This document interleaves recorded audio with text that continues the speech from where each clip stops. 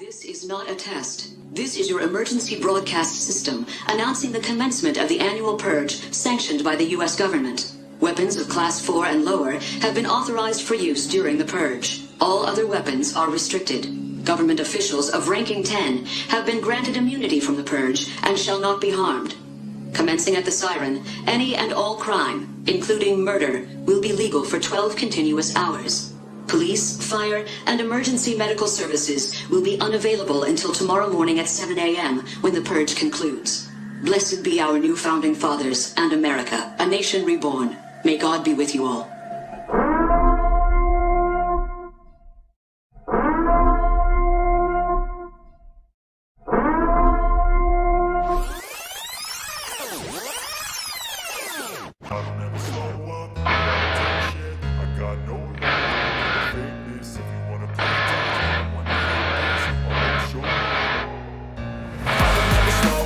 No, I don't take shit. I got no love for the fakeness. If you wanna play tough and wanna hate this, I'll always show up and make a statement. I don't ever slow up. No, I don't take shit. I got no love for the fakeness. If you wanna play tough and wanna hate this, I'll always show up and make a statement. Everything I do is so instinctive and so passionate. Every word I move so descriptive like an adjective. I got a vendetta against people who patent it. Being negative when you should be getting after it. I got facts over tracks, this and that. Spitting slow, spitting fast, I can roast, I can gas. Think I'm okay at last, but I don't know if that can erase all the past. And the pettiness, a reflection of the emptiness. Hilarious, you think you're worth my time, you're delirious. Mysterious, because you are behind a fake exterior. Inferior, you know I'll always be a bit superior. Get off of me, this ain't no humble brag. I want you to hear words, you can say them back. I want you to feel free from the chains at last. And to believe in what you got, it was built to last, yeah. Now that I've been through hell, I never got anyone's help. I had to do it all myself. I don't ever slow up, no I don't take shit. I got no love for the fakeness. If you wanna play tough and wanna hate this, I'll always show up and make a statement. I don't ever slow up, no I don't take shit. I got no love for the fakeness. If you wanna play tough and wanna hate this, I'll always show up and make a statement. I'll be incompetent. Mental health is confidence. Dreams into modestness. I'm not here to save it there. That's for you to take away. I could play a million mind games, but instead I say something not illogical, something not as topical. Rub it on and watch it go. Make yourself unstoppable. Think you're irresponsible, but they're always possible. You can just believe you could be so remarkable. Thoughts in my head, a collage and they spread. I'll be great one day, going off of my meds. No, I'm not giving up. No, I'm not giving in. I will make it to the top, taking off from the wind. I gotta make it. I'm saving every day to taste it. I'm patient, but my mind, it can hardly take it. I'm chasing a dream that I've had for several ages. A vacant, want a kingdom for the taking. Now that I've been put through hell, I never got anyone's help. I had to do it all myself. I don't ever slow up, no I don't take shit. I got no love for the fakeness. If you wanna play tough and wanna hate this, I'll always show up and make a statement. I don't ever slow up, no I don't take shit. I got no love for the fakeness. If you wanna play tough and wanna hate this, I'll always show up and make a statement.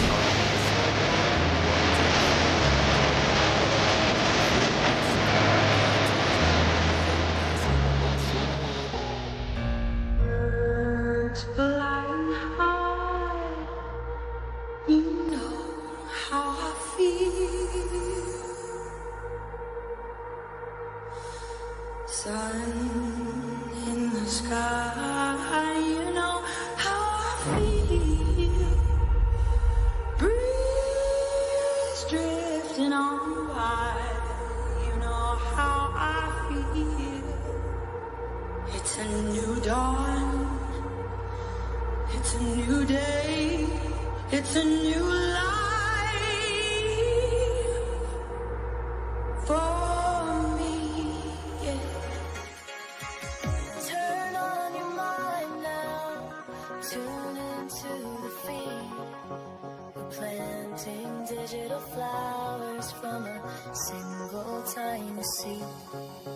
Yeah, power to the collective in the data and the soul. The hive mind's getting loud. And here we go. Welcome to the freak show, the best in town. What is going on, Hive? I hope everybody's having a fantastic night. Let me make sure the audio's coming in. I was pretending that I had long hair and I was in a hairband for the intro. I was hyped for that. I was like, I'm going to do Highway to Hell with the Purge intro for the late night digs on Fridays moving forward to set the tone, because we are on a highway to hell. This case has fast tracked a dystopic future. It's not the only thing that's, having us head down that path, but it's a pretty big aspect of it. And we're going to do a live dig tonight into the 50 different faces of Bryan Kohberger. If you have not been able to tell by the thumbnail, I understand people's looks change, but it's almost like they're using these 50 different looks almost as like facial narratives. They're trying to convince us. Nah, it's propaganda. You know it. I know it. They know it. And we are going to be calling it out this evening. So I'm very excited to be here. If this is your first time tuning into The Hive, I'm your host, Birdie. On Friday nights, I go live at 9 p.m. We do a late night dig. Detective Mowry and 1-1 peer pressure me into shotgunning some Busch lattes. Every other weeknight, I go live at 7 p.m. Central. And if you are easily offended or rattled on behalf of others, you're probably not going to like this stream. However, if you are the conspiracy theorist of your friend group, you have found your people, you are amongst friends. Welcome to The Hive. I'm going to go ahead and I'm going to say what's up to everybody. Please hit that like button. Played Highway to Hell, and we have not even half of the people in here hit that like. I'm not trying to be that guy, but come on, let's get it out there. Let's let people know that Bryan Kohberger is being either set up, framed, or this is a giant operation that they have pulled a fast one on us. What's up, UK Kaylee and Fiji, Rihanna? Damn, these YouTube usernames changing. It's blowing my mind. I recognize your guys, like the profile pictures. I can't say the whole username fast now. J444. I know that's Gamble. Robin. Nurtured. Donna Speaks Truth. That wouldn't say the same. Lisa Marie. Crime Spy. Carmelia. Cookies Corner 420. Good to see you. Carol H. B5I. Sky Blue Eyes C. They're all in lowercase too. Like, I don't know why it's a little bit hard right now. Jojo Joe B. Daily Twin Flame, how are you doing?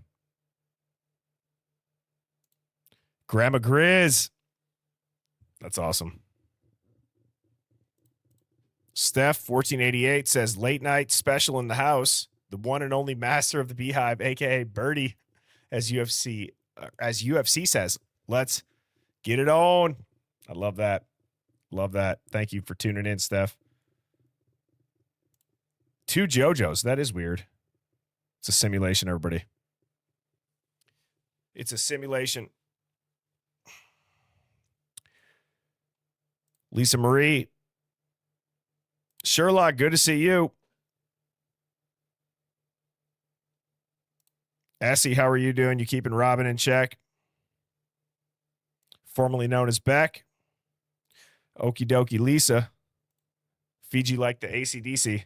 I was debating, me and Mrs. Birdie were talking about, should we play Highway to Hell or should we have done Shook Me All Night Long? Type of 1 if you think Highway to Hell was the right choice, or type of 2 if you would have rather had Shook Me All Night Long. I'm curious what people are going to say. What's up, Cats Mojo and Holly? Oh, it's going to be split, is it? No? I mean, you can't really miss with AC/DC. Thunderstruck. Philly Special says that's my song. I feel like if I was going to play the Purge intro, I couldn't go with Shook Me All Night Long. I don't know why in my head I'm like, no, I can't have that. And then that song.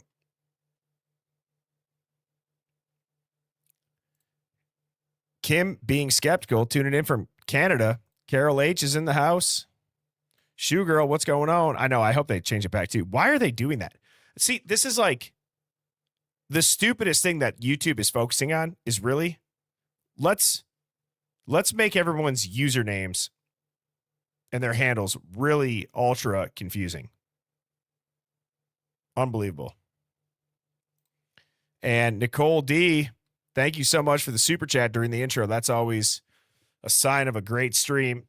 Nicole says, hey, Birdie and Hive, excited for Dig After Dark. I like that. Dad. It's Dad. Dig After Dark. Maybe that's what I got to start calling it. Let me get the comments on the screen. If you're watching on your TV, now you can follow along. Sorry about that. You know I'm no shit Sherlock. Yep. I do know that one because I recognize the picture. Philly special. Yours is pretty much the same. Donna speaks truth. Yours stayed the same, didn't it? Catherine Bird, shoe booty. UFO dog, Bertino in the hizzy for shizzy for Rizzy. You're adding more and more every time. I accept the challenge. Andrew Smith, good to see you. Uma, McCann, Be True, Discord Dawn, how are you doing?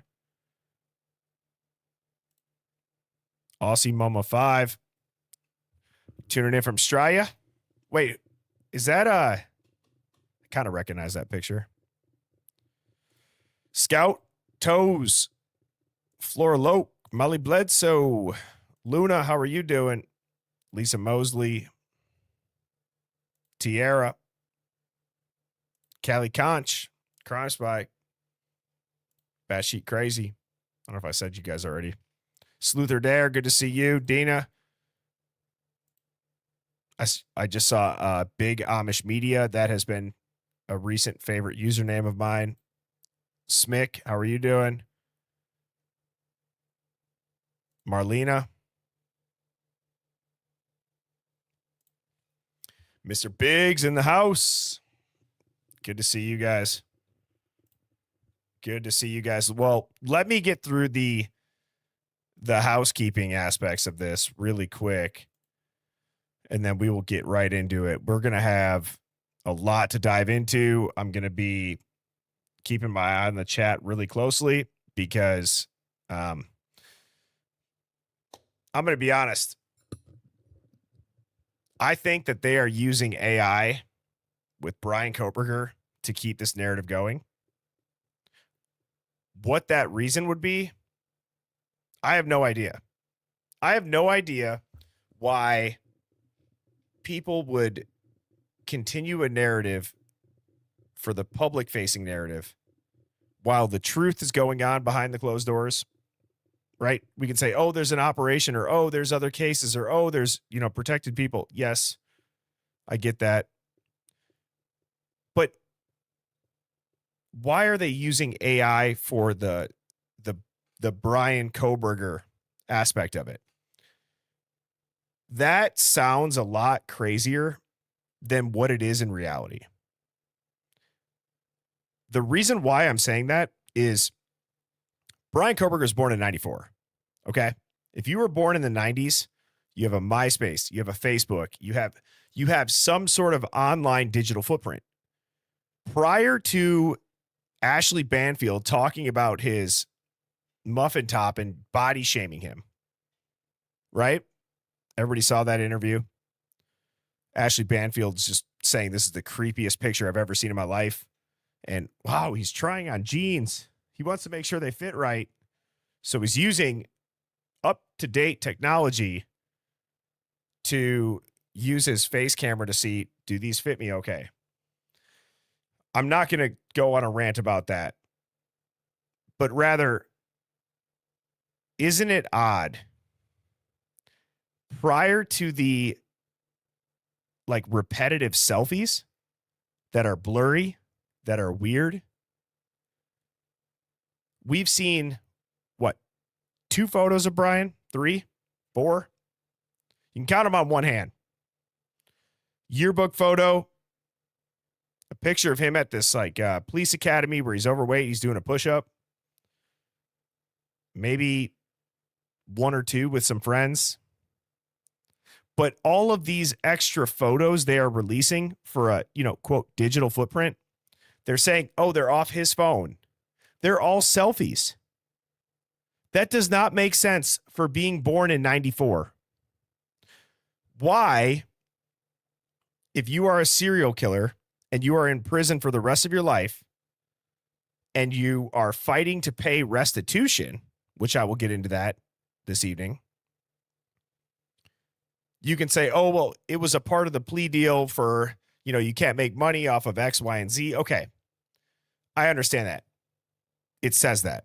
But is that actually going to hold up in a court of law? And outside of that, does that only apply to Brian?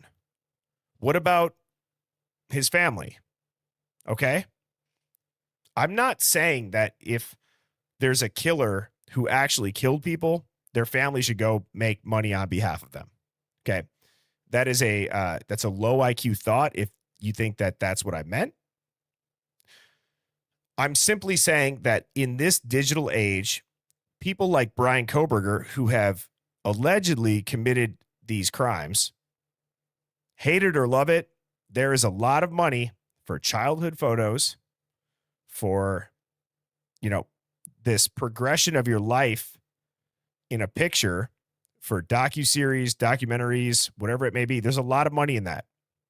We see nothing. We see nothing. We're just getting these selfies. The selfies all look different. They all look so different. So we're going to be going into that. I have a video clip that I'm going to start off with. But first, I have a couple of things that I want to say. Please go ahead, hit that like button. We're at 50% likes. The likes and subscribing help the algorithm and help the channel more than you guys probably would expect. I definitely, since I've started doing these streams, even if I just watch a video and I have no idea who the person is, I press the like button. With that being said, I keep all streams free. I go live every weeknight at 7 p.m. Central. Fridays are at 9 p.m. Central. Sundays are at 7. And then I kind of sprinkle in some morning streams on Friday morning and Saturday morning as well. So please hit that like button and the subscribe button. Now for the roundtable. After the roundtable last time, I realized something. That having any more than 2 additional people up here, and this is not, I'm not calling anybody out. I'm not going to say any names. There's nothing that's bad. Okay. I promise you guys.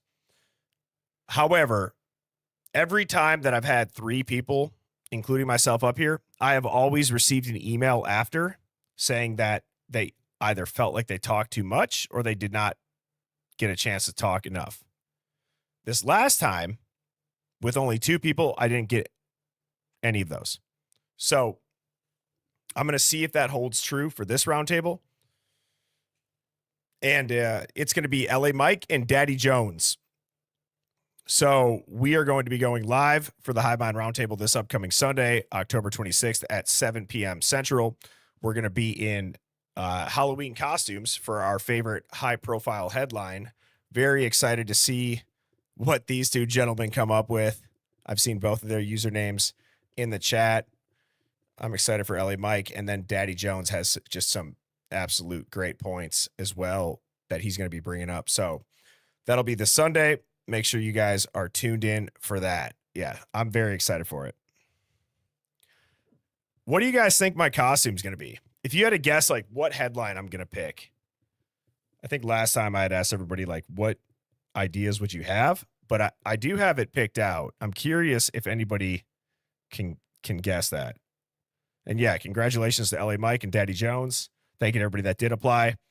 I do have, I do have one person on reserve. just in case something last second happens, but I've already heard back from both of them. So we're going to try that out. Would you guys agree with that assessment? Do you guys think that 4 people might be a little bit much for like a one night a month, 90-minute stream, and maybe just having 2 people up would work better?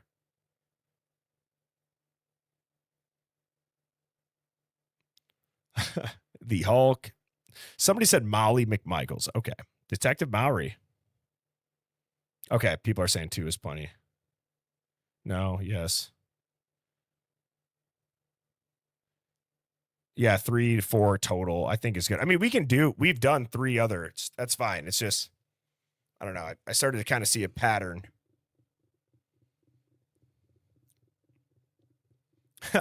My costume will be mildly awesome. I am not going as Brian Koberger. No.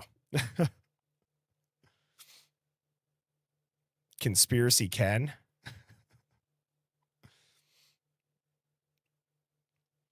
I don't think Detective Mowry is in here because otherwise I'd know that he would have some sort of inappropriate guess.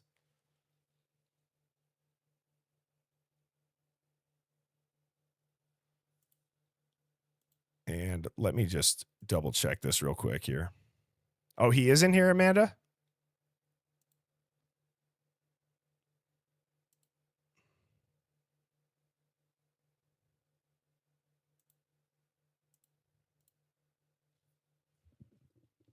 Brian Enton.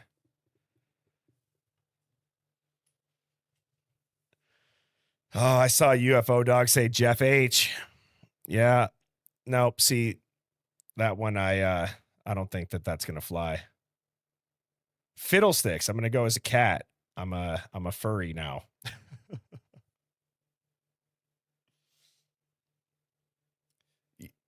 I'm gonna go as Lana.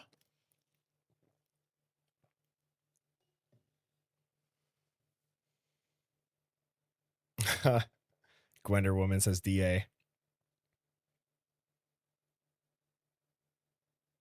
Thank you, Fiji. I appreciate that. My voice is not. I hope everybody in here would agree with that. And Detective Mowry, keep your mouth shut. Oh, damn it! I should have thought of that. I should have found a picture of Detective Mowry's mother. I should have had Mrs. Birdie sit here in a wig and play Detective Mowry's mother for that. No, I am not doing the boomerang. Who just said that? Her name is Rio.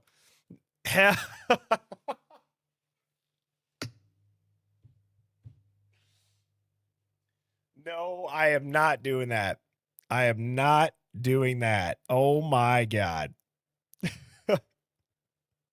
See, again, I cannot wait for when I get settled into the new studio that I have coming up here middle of November, because I need to have, like I said, a Hall of Fame like top dog comment or answer, because not that comment would be on there, but the whole Key West boomerang. No, I'm not doing. Jesus Christ, Smick. No, absolutely not.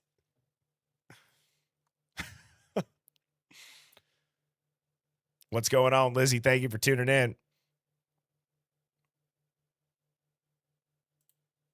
No, it'll be good. See, there he is. There he is. He knew that we were talking about him. I'm going to go as a gay piece of cheese with tinfoil panties. What does that even look like? What even is that, Detective Mowry? Let's see your hard drives. Let's see your hard drives, Detective.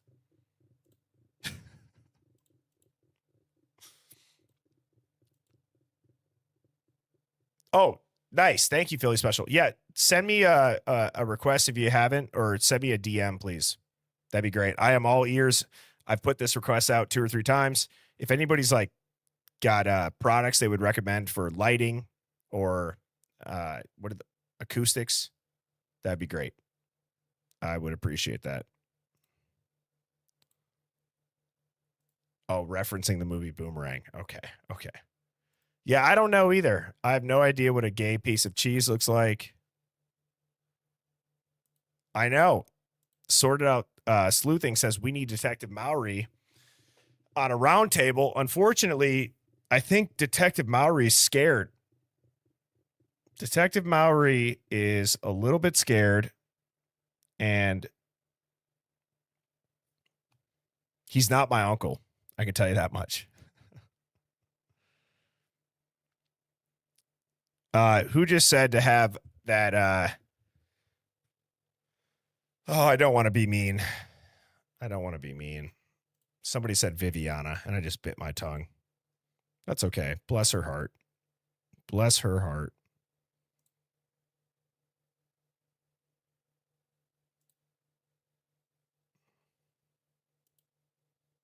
Turn the tint up? What does that mean? What does turn the tint up mean?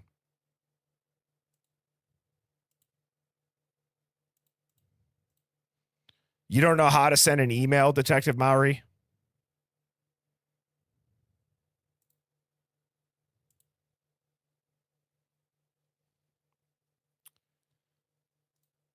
Oh, what is Viviana? I will show you guys. This is actually when I'm showing you guys this because it's pretty funny. I'm not gonna lie. Which now I already know what I'm doing is I'm just absolutely digging myself into a hole because she has a lot of free time on her hands. So I'm sure this will be on there. However, let me go and try to find this video, which is absolutely hilarious.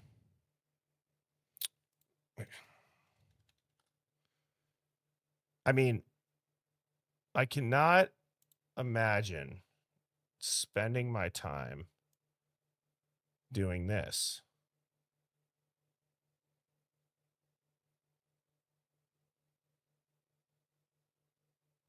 So I don't know who this person is.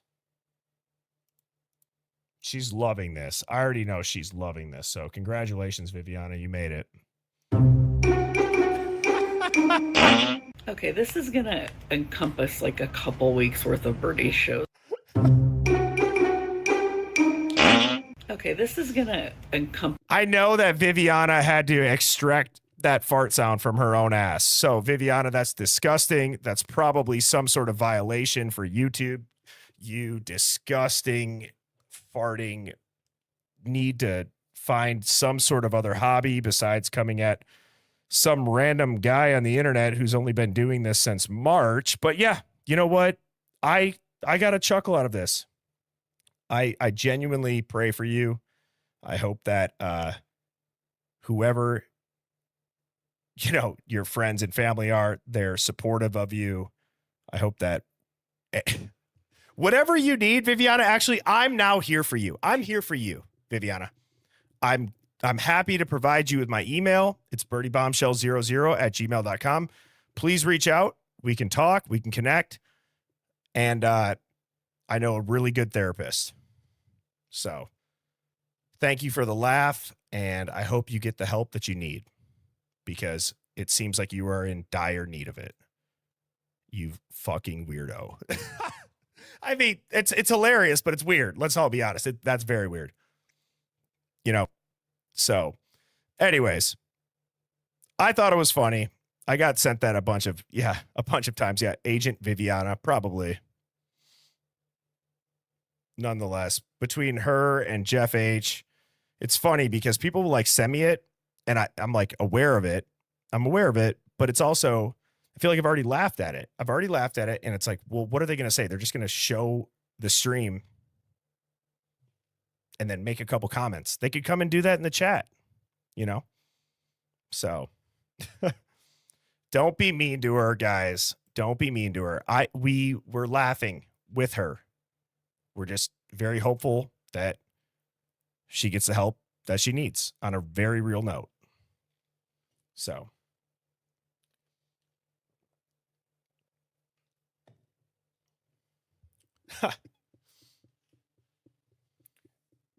Shane, stop. Oh, man. So LA Mike, Daddy Jones, this upcoming Sunday on October 26th at 7 p.m. Central. That's going to be epic. Are both of them in here right now? Is LA Mike? I don't recognize the usernames. LA Mike, are you in here? Daddy Jones, are you in here? Someone said, stop lying to yourself, Bertie.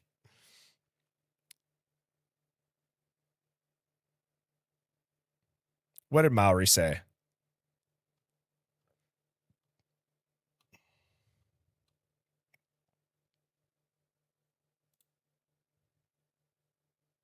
I don't even see Detective Maury's comment. Maybe that's for the better. LA Mike, do you have a costume picked out yet? What are you going to wear?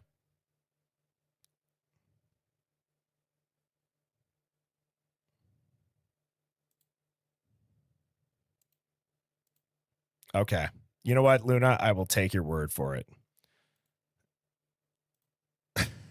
That's 2 mods now that I've said, or that I've had said, they don't want, I shouldn't know what he had said. Oh, well, thank you, Slack 1859, for sharing that with everybody.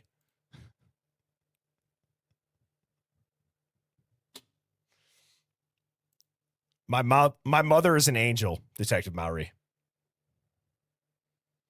All right. So that was fun. Obviously, as an intro on Friday nights, they always are. Friday nights are a little bit looser. We're hanging out, and we're going to be doing a deep dive into the 50 different faces of Brian Koberger. Lenny, before we get started, says, read my joke, Bertie. Why do women talk more and men think more? Because women have...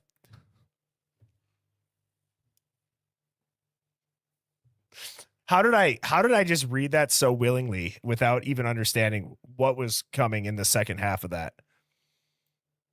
So this is a dig after dark, and Lenny Grasso says, read my joke, Bertie. Why do women talk more and men think more? Because women have 2 lips and men got 2 heads. LOL. I walked right into that one, didn't I? Yeah, they're trying to get me put back in YouTube jail. That's okay. That's okay. Okay, I have this video, and full transparency, I did not have a chance to pee as I was letting out my dog prior to the stream. So I'm going to go pee, and then I should be good to go for the rest of the stream. Okay, so do not go anywhere. Please, please, please, please, please hit that like button. If we get to, so we have 539 people in here. If we get to 500, I will come back with a bush latte and I will shotgun it, but only if it's 500 in the next 1 minute and a half or 90 seconds. Or you guys can be like, no, Bertie, we don't want you to do that. That's fine. That's fine too. All right, let me play this one.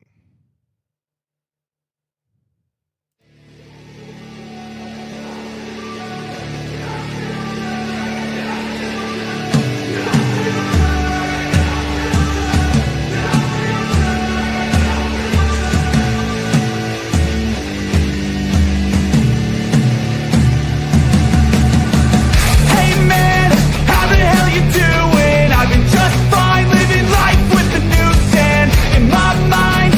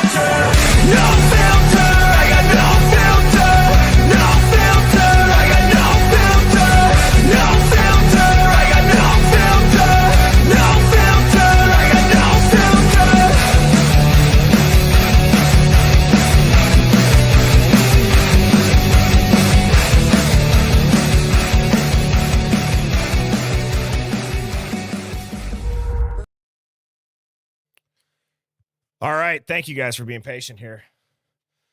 I went and got an entire fresh case of beer. I definitely do not plan on drinking all of this, but their cooler at the gas station that I went to was broken. So this is room temperature beer right now. So that'll be fun.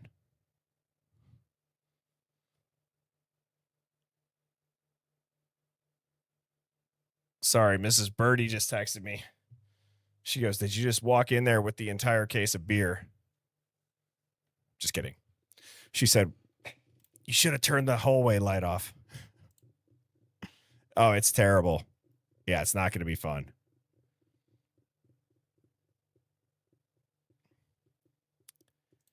We have 320 spies in here. I know. It's like, I don't know. It's like, again, I don't ever want to sound, guys, trust me.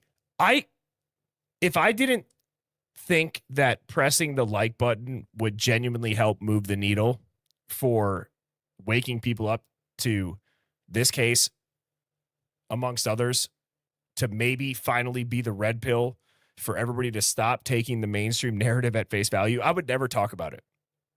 Ever. The entire algorithm, just so you guys know, if you guys are ever posting content or if you go live, one of the things that I've learned is the algorithm only cares about this initial pop for a live. Okay, that's it. So right away in the beginning, it gives you like this 12 to 15 minute window. That's really all it does. And then after that, it's not going to recommend it really, unless it's, people are scrolling or they're looking for it, or it's like, oh, a different video comes on their feed, and then it shows like the red highlighted circle around the name. That's fine. I'm just saying it literally costs nothing. So,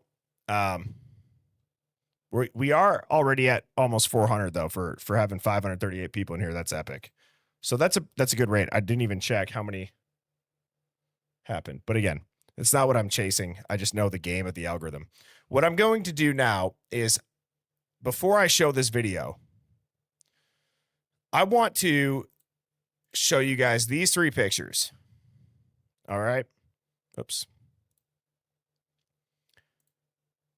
What do you guys notice about these three pictures? Anything?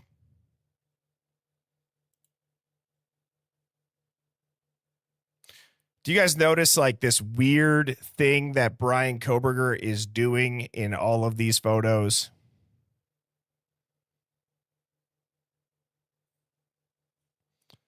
I'm sure that there's probably not another picture of Brian Koberger in existence with his thumb up. Right? There's probably not a single photo of Brian Koberger. And can we also talk about, as a couple people have already pointed out here in the Hive, so here's what the entire theme is on this evening. We are going to put our tinfoil hats on. And let me just tell you, right here, these two backgrounds, these look like screensavers. Okay? First of all, I understand that you could be outside hiking when it's when there's snow, right? You could be in a t-shirt. I used to snowboard. I get it. I get that happens. Where you get warm even though the ground still has snow on it. Does this man look sweaty at all? No, he looks fresh. These all look the same. He looks different. When I say they all look the same, I'm saying this looks like a green screen. Doesn't it? So, okay, does this photo look like this photo, and that looks like this photo? The reason why, and look, okay, I'm going to be honest. I've heard feedback about the Hive, specifically about me, obviously, when it comes to being the host. I've heard that sometimes, and I'm not saying this because I do not care about this feedback in the nicest way. Sometimes Birdie just goes a little bit far out there. He's just out there. He's too far. I don't like it. And that's great. It has nothing to do with anybody else. From the bottom of my heart, it does not. It has everything to do with, but that is exactly why I decided to start streaming, because I know that there's a lot of people out there that think like I do. There's a lot of people out there that are going to look at these photos and they're going to say, wow, this looks like a Windows 95 screensaver in the middle. Wow, does he have his thumb up in every picture? Didn't they say that that's guilt? Right? Wow, he looks different in every photo. Not just the way that his hair looks or his hand looks or anything else looks, his nose, his teeth. No, it just looks really, really weird.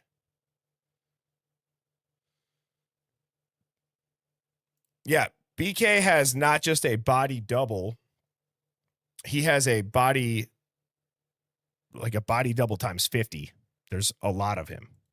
Okay, so this is a little bit of a teaser. Now, here's where my tinfoil hat has to be put on. Okay. So I'm watching the Law and Crime Network. This was posted a day ago. It's unbelievable that this has almost 200,000 views. It's called Law and Crime Sidebar with Jesse Weber. You know, if I'm being fully honest, we're going to have to get to a point where we share my entire screen with the chat, right? Like not just the little chat that happens down in the bottom right corner of your screen. I'm saying I'm going to have to share my entire screen so that when we call these people out, they can put it in slow motion and they can read every message of people roasting them. You're going to work for Law and Crime Network. Law and Crime Network. Sidebar. And you're going to have this take on Brian Koberger? Okay. Well, I will play this video. And what's interesting is now I wonder, see, this is such a bad take. This is such an off take. The photos that they use are they're so different each time that I start to wonder, Ashley Banfield, Jesse Weber, Brian Enton, Nancy Grace, are they in on it? Is that the news organization that the FBI tapped the shoulder of and they're going to say, hey, we need you to push this narrative? Does anybody believe that could happen? Hey,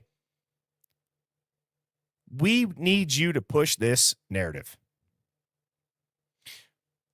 One of the only things that I'll point out, just listen to how this Jesse guy sets up this entire interview and narrative. Okay. That's all that I ask. Listen to the setup. It's remarkable. There is an obvious counter before you guys even see it. There's an obvious counter of, well, you showed that video. Let me show you the video of Bill Thompson talking at that same exact hearing. So I will play this now.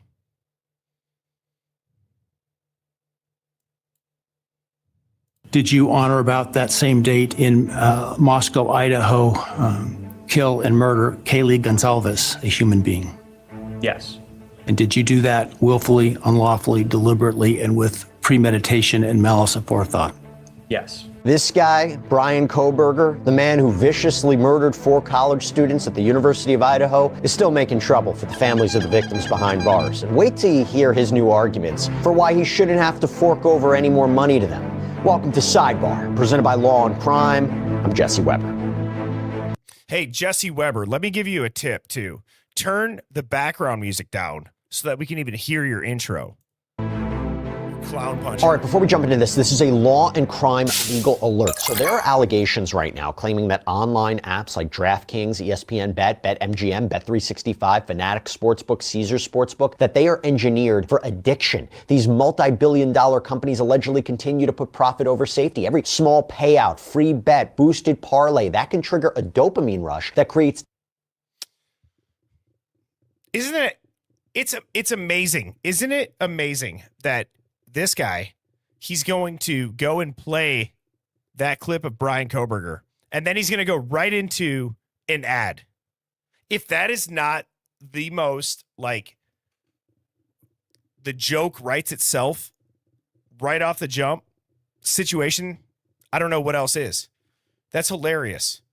That is hilarious. You go right from, oh man, if he couldn't make it any worse. How do you go from that to gambling? How do you go from that to an ad? How do you go from Brian Koberger can't cause more pain into an ad? And that betting and gambling's addictive. That's exactly right, Brandon. What a literal clown puncher. I would love to have Jesse Weber on my stream. I've only ever watched this episode through and through. Highly doubtful that he will ever see this. I would love to have Jesse Weber here in the Hive to talk about this specific interview. And now what I bet Jesse would say is, well, let's go and talk about when you said it's WITSEC or it's a ritual or it's this. You know what? Here's the 40,000 foot difference, Jesse. I knew that I was speculating. I always said this makes sense, right? I'm not claiming it to be true, but it does line up. Everything that you are saying today here in October of 2025 it does not make sense. Okay? It does not make sense. Before we jump into this, this is a law and crime legal alert. So there are allegations right now claiming that online apps like DraftKings, ESPN Bet, BetMGM, Bet365, Fanatics Sportsbook, Caesars Sportsbook, that they are engineered for addiction. These multi-billion-dollar companies allegedly continue to put profit over safety. Every small payout, free bet, boosted parlay, that... All right. Weird request. This would be hilarious, just in case this dude ever does see this. How many people could type out the first sentence of my disclaimer based on how many times I've said it? Right? How obvious do I make it known that the Hive is exactly what it is? Meaning if you hate the Hive, you just don't understand it, that you're easily rattled or you're offended. Can anybody type it out, the first sentence? How many people could do that based on just the the reps that I've said this every time that I get on camera, right? I make it as clear as it can be. And this guy goes from Brian Koberger can't cause more pain to, hey, everybody, here's our sponsor, gamblinglawsuits.com. I say, hey, Brian Koberger's most likely being framed or he's in on it. This is a contrarian thinking live stream. Can you guys just press the like button? No. I wonder how much gamblinglawsuits.com is paying /sidebar and Jesse. Yeah. You know, it's pretty remarkable, isn't it? These people. Can trigger a dopamine rush that creates dependency and a destructive habit. They can keep users feeling hooked and trap people in a cycle that can lead to serious financial loss. Well, I'll tell you what, our legal sponsors, they are taking on the online gambling industry to seek justice and potential compensation. So if you or a loved one has struggled with addiction, financial hardship, or mental health issues due to sports betting apps, then visit gamblinglawsuits.com/sidebar to take a short quiz and check your... We should have a lawsuit that says if you've turned into, for fuck's sake, Viviana, because of mainstream media, we are holding a class. It's every weeknight at 7 p.m. Central. It's free. You actually don't have to pay us. We will pay you to attend. Okay. So there's the difference right there. So this guy has to get paid to talk about gambling. No. We will pay you to attend the Hive. Okay? And that expands to you, sir, as well. Eligibility to file a claim. You would think that the man who brutally murdered 4 college students in cold blood, the man who admitted to this. Did you, on November 13th, 2022, enter the residence at 1122 King Road in Moscow, Idaho, with the intent to commit the felony crime of murder? Yes. Did you, on November 13th, 2022, in Latah County, state of Idaho, kill and murder Madison Mogan, a human being? Yes. And did you do that willfully, unlawfully, deliberately, and with premeditation and malice aforethought? Yes. And we know that he pled guilty, by the way, to all the. Okay, well, we could also then go and say what, Hive? We could also go and say what? Which it's ridiculous how hard it is to find the entire sentencing too. Like they got Murdoch in there. Why?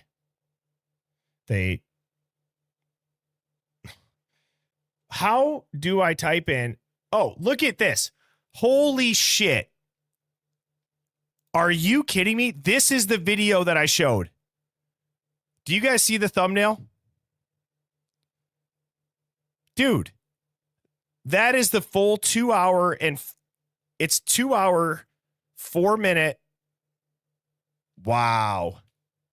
They pulled the entire thumbnail from the search. That is insane. What timing? So let's go ahead. Let's watch this this thumbnail. They probably they're trying to delete. But we can put his phone in that area. So let's actually do this. Let's actually do this here. Let's go back. Let's watch this. Okay. Yes. Who admitted to this? Did you, on November 13th, 2022, enter the residence at 1122 King Road in Moscow, Idaho, with the intent to commit the felony crime of murder? Yes. Did you, on November 13th, 2022, in Latah County, state of Idaho, kill and murder Madison Mogan, a human being? Yes. And did you do that willfully, unlawfully, deliberately, and with premeditation and malice aforethought? Yes. And we know that he pled guilty, by the way, to all. All right. Well, now let's watch this. Well, we also know that the guy who is trying to put this man in prison for the rest of his life says this. Moscow, Idaho. Now, I will acknowledge for the court and all present that there are many residences in that area. It's a dense population of mostly college-related occupants.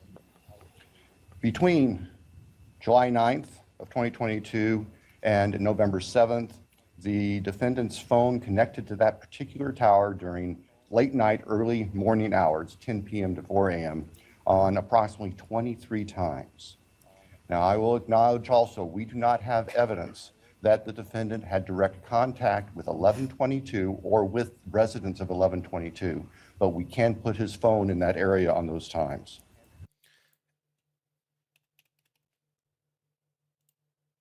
November 13th, 2022, in Latah County, state of Idaho, kill and murder Madison Mogan, a human being? Yes. And did you do that willfully, unlawfully, deliberately, and with premeditation and malice aforethought? Yes. And we know that he pled guilty, by the way, to all the murder. Just one more time for anybody that's curious as to what I'm trying to prove my point on. Tower during late night, early morning hours, 10 p.m. to 4 a.m., on approximately 23 times. Now, I will acknowledge also we do not have evidence that the defendant had direct contact with 1122 or with residents of 1122. Bro. See, that is hilarious on its face, right? You have to laugh through the pain. This is absurd. How can you watch these two clips and not understand that the mainstream news is not your friend? They are not your friend. This is the guy trying to send him to prison for the rest of his life, forcing him into a plea deal by maybe overcharging him. We're going to take the death penalty off the table. Plead guilty to a crime you didn't commit. You'll be able to get post-conviction relief. You got to pay some fines, right? They've raised almost God knows how many hundreds of thousands of dollars from GoFundMe's, which that's not a knock. What I'm trying to say is Bill Thompson, at the end of the day, just stated on national television, public television, in front of the damn judge, we cannot put him inside 1122 or in connection with any of the victims. And then you got to listen to this clown puncher say the following.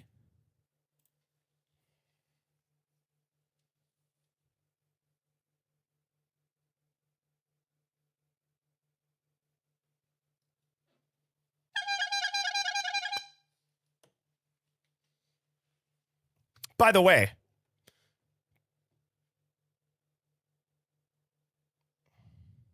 now we would think, Jesse Weber, you would have no problem staying this confident and coming on a live stream, right?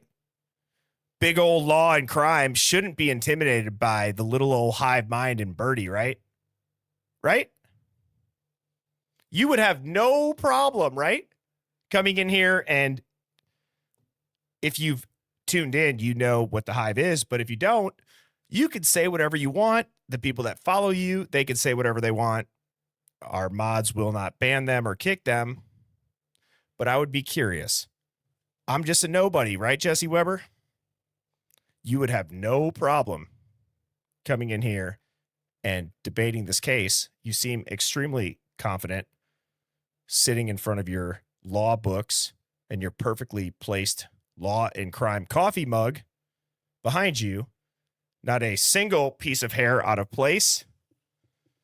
I'm sure that you have looked into all of the new documents, right? If we don't start doing this, Hive, nothing's going to change. Look, I'll do it. I will gladly have this guy on. Now, here's the thing. What they'll do, I'm going to call this now. If by a snowball's chance in hell they see this, what they're going to do, they're going to go back to all of my streams and they're going to say, look at what Birdie said. I'm calling this now, which, by the way, everything was sealed and redacted. I knew something was wrong. I just didn't want to listen to you guys. Law and Crime and Dateline and Amazon and James Patterson. But that's fine, because if I said something that's wrong, the difference between me and everybody in the hive versus you all is we will say, we said that. Yeah, we're on video saying that. We are on video saying X, Y, and Z. Okay? It is what it is.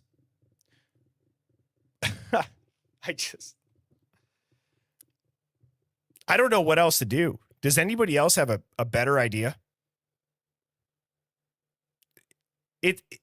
I'm not trying to personally attack this guy, obviously. For all I know, him and I could be good buddies, right? We could be,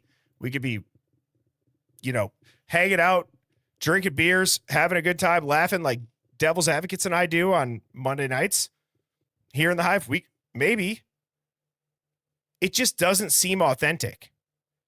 So is this a pre-rehearsed story for a paycheck, Jesse? Or is this how you really feel? That's my question.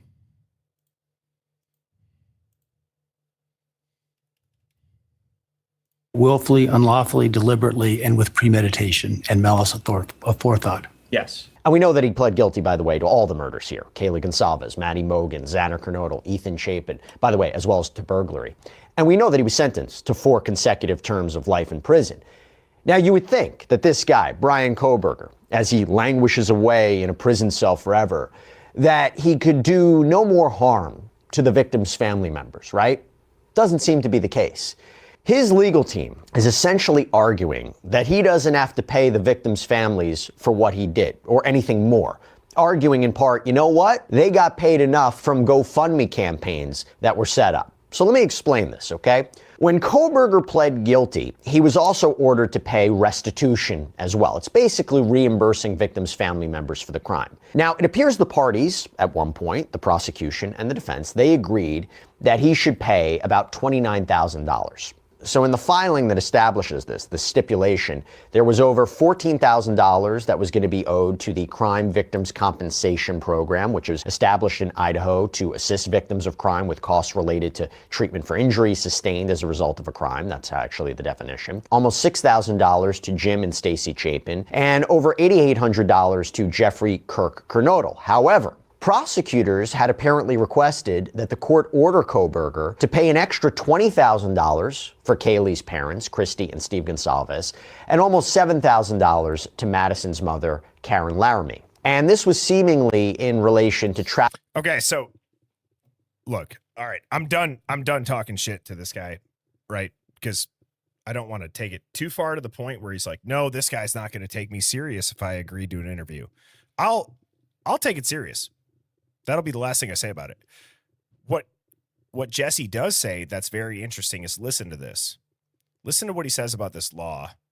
Now, again, I'm putting my tinfoil hat on. I tried to do some research on this.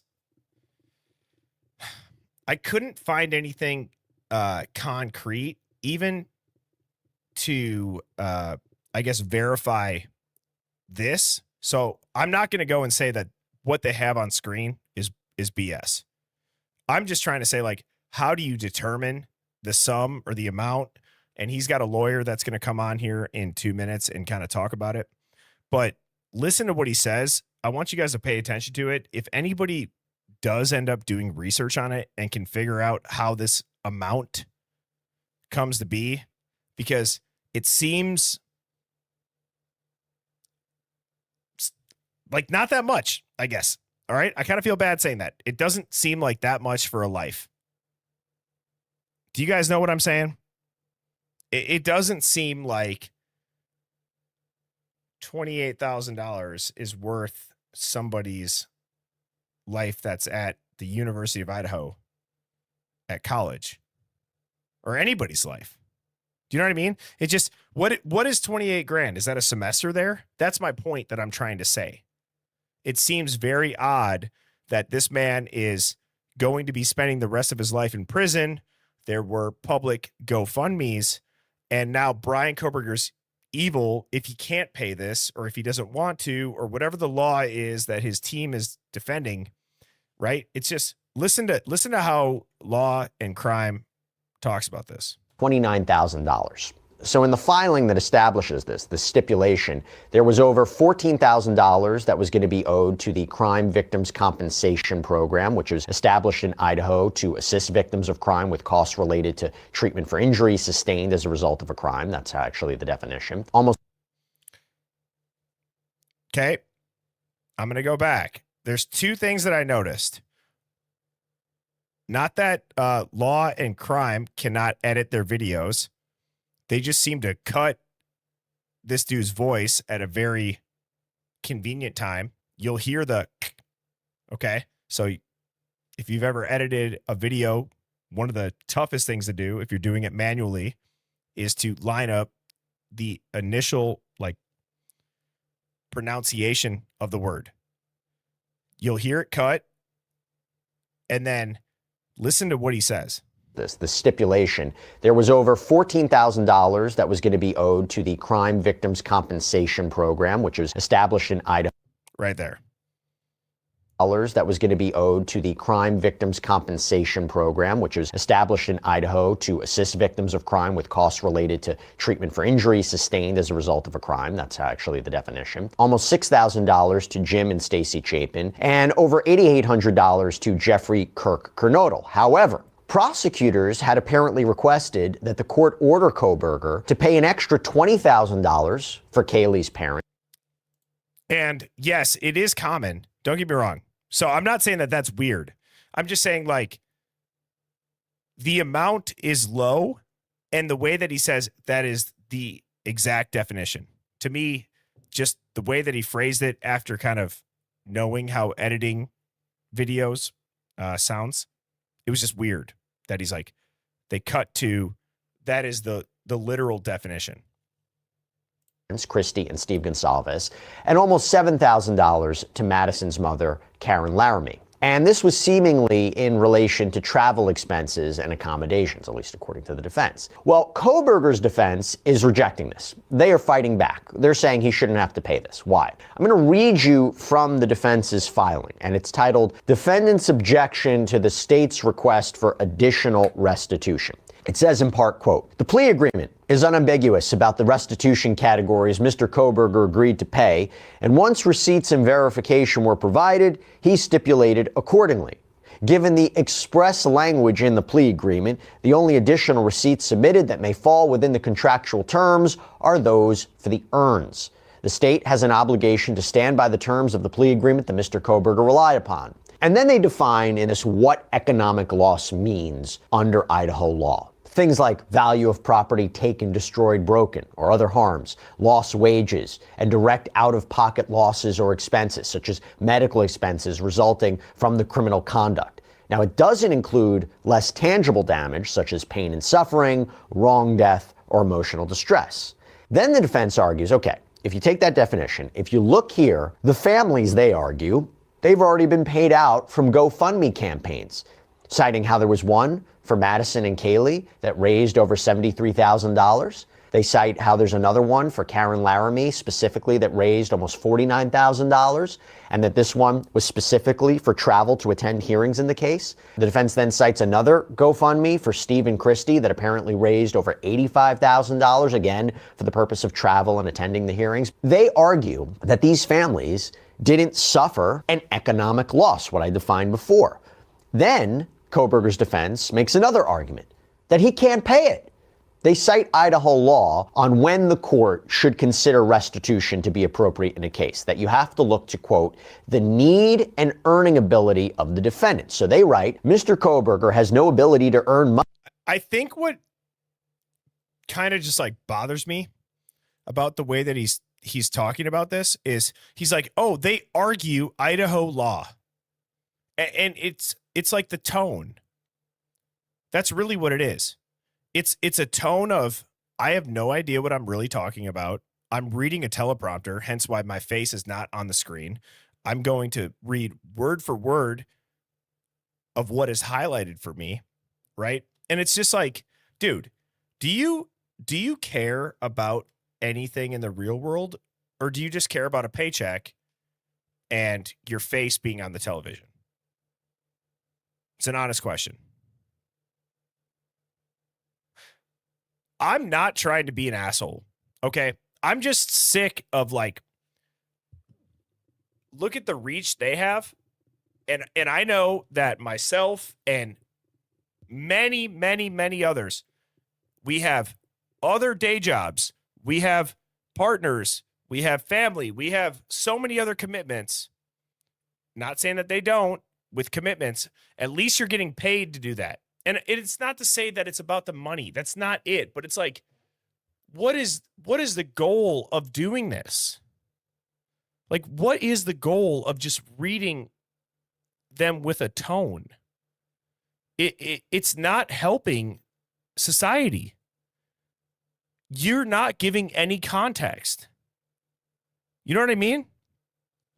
should consider restitution to be appropriate in a case, that you have to look to, quote, the need and earning ability of the defendant. So they write, Mr. Kohberger has no ability to earn money or pay money given his 4 consecutive life sentences plus 10 years. Unlike other cases where the Idaho courts have ordered restitution for short and long prison sentences, Mr. Kohberger's is different. He will never have the ability to pay restitution, and even though he stipulated to restitution amounts, there is no foreseeable ability for him to ever make payment. Under Idaho law, he will never be able to profit by way of book, movie, or entertainment of any kind. And they are right. There is a reference in Idaho law. Now, pay attention to the pictures that they start showing, okay?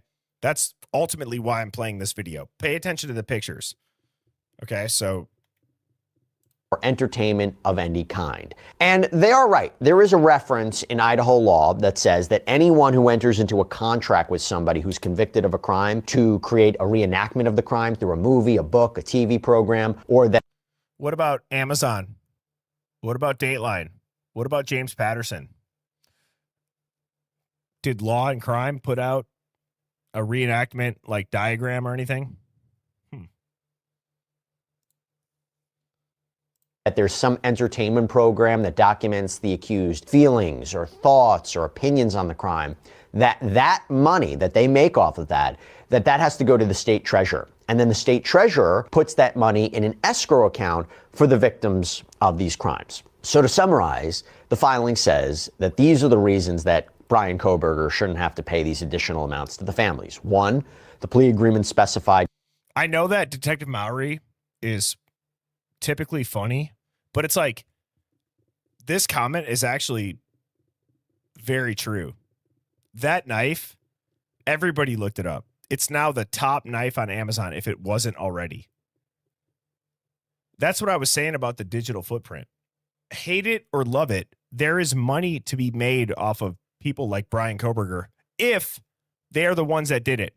Again, they find scrapbook photos. They find newspaper clippings. They find all of their trophies. They find everything. They can, every other serial killer, here's where they were. Here's what they said about them. They confessed to this crime X amount of years after being behind bars for leverage, right? That is not Brian Kohberger at all. Funeral expenses and funds reimbursed through Idaho's Crime Victim Compensation Fund in an amount to be determined within 60 days from July 23rd, 2025. Mr. Kohberger stipulated to those amounts, resulting in court orders in the amount of $28,956.88 on August 29th, 2025. 2, the additional funds sought do not qualify as an economic loss under Idaho code because Steve and Christy Gonsalves and Karen Laramie received extensive funds through multiple GoFundMe campaigns that specifically asked for and covered the expenses sought. And 3, Mr. Kohberger has no ability now or in the future to pay restitution because he is serving 4 consecutive life sentences plus 10 years. And then it goes on to say, for all of the reasons stated above, Mr. Kohberger objects to the request for additional restitution. He waives his own attendance at a hearing on this matter and requests that he not be transported because his defense counsel will be present. So is he right? Let's talk about it. So now I want to bring in Mark Weaver, prosecutor, former Deputy Attorney General. Thank you so much for coming on. Really good to see you. Let's broad picture think about this. So first of all, is restitution common in murder cases? Does it depend upon which state we're talking about? Yeah, victim restitution is driven by state law. And in most states, there's a fund that crime victims and their families can draw from. And normally we want to see the person who caused the crime, the criminal, in this case, the murderer, putting money into that fund. But as so often happens, the people who commit these most violent crimes have very little financial resources. That appears to be what might be happening here in Idaho. Yeah, I want to get into that. But generally speaking, how much usually is restitution? What have you seen? What have the amounts been? Well, it depends on the circumstances. The victims' restitution funds are not meant to be a substitute for a civil lawsuit against, in this case, the killer. Every victim of crime has a criminal case that the prosecutor... Again, pay attention to the selfies they start showing, okay? Tell me what you all notice about them.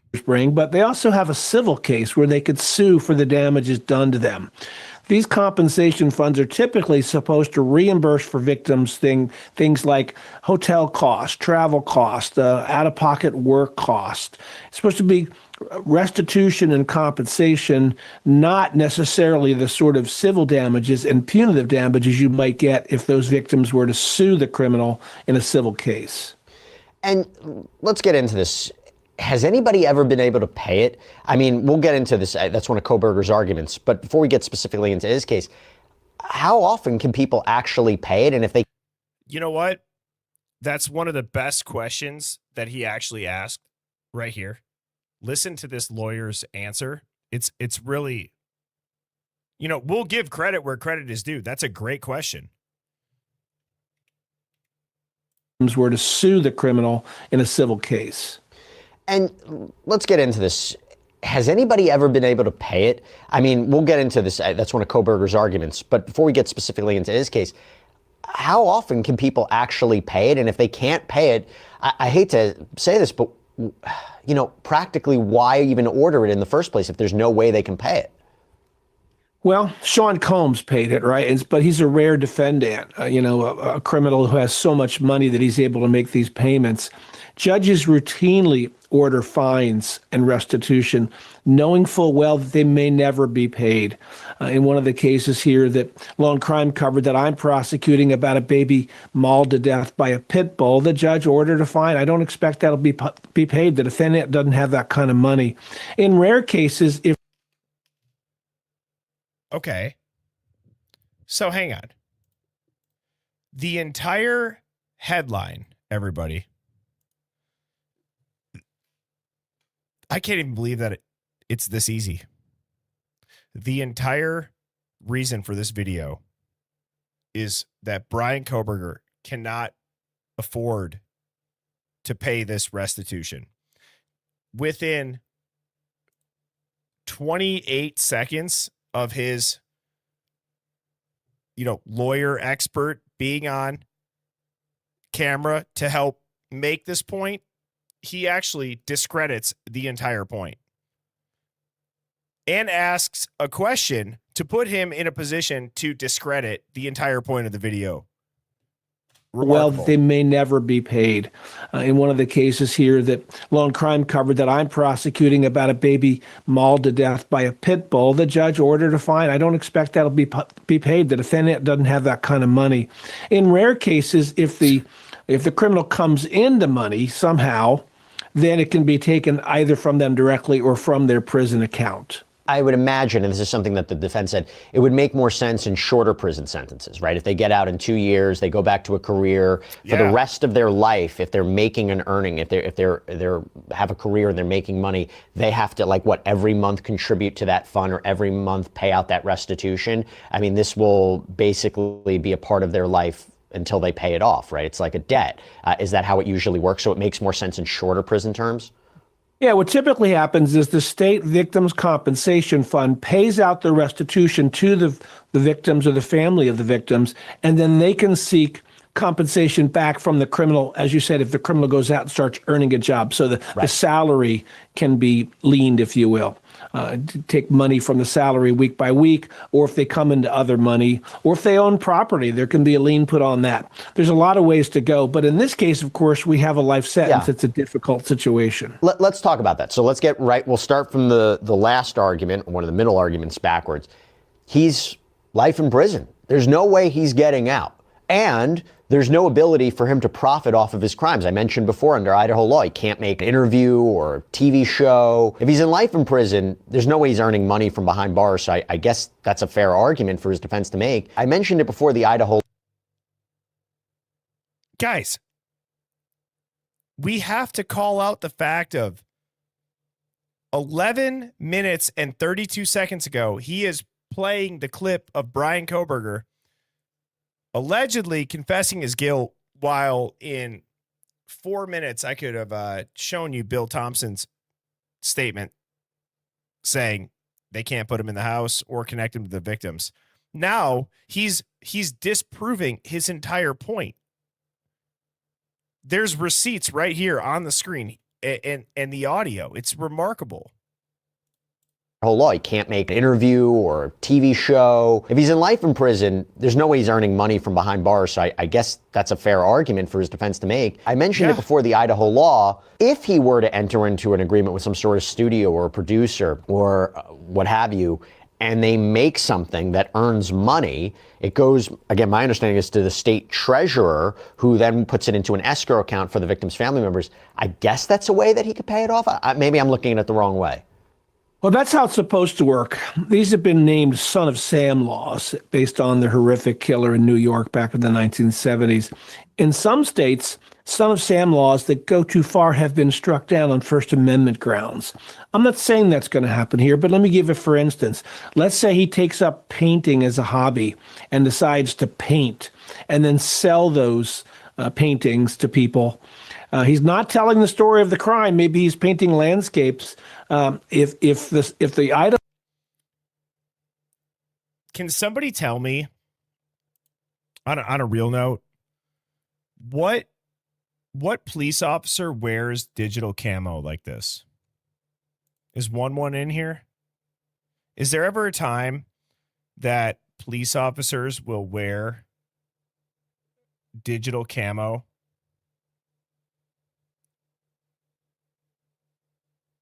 It's an honest question. I don't know the answer to it.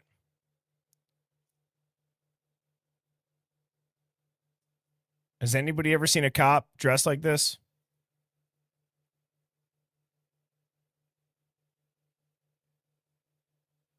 Well, so KS Jess and Art said ICE at the border. Well, this is in Pennsylvania. This photo's taken, right? SWAT wears camo. I thought SWAT wore all black.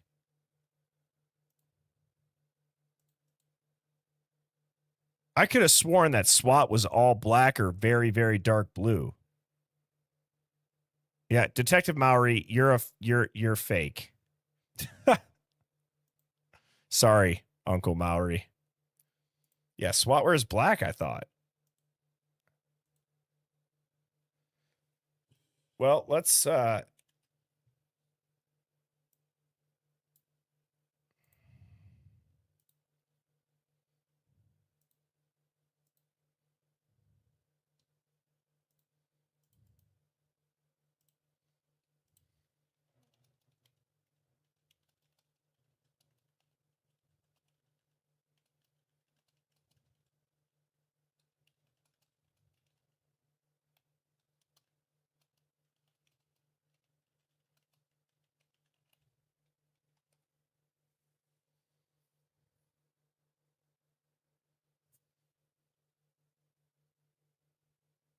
Oh, I guess Brian Todd was right. I was wrong. I thought that SWAT were all black. I don't know about you guys. I've never seen SWAT in camo, though.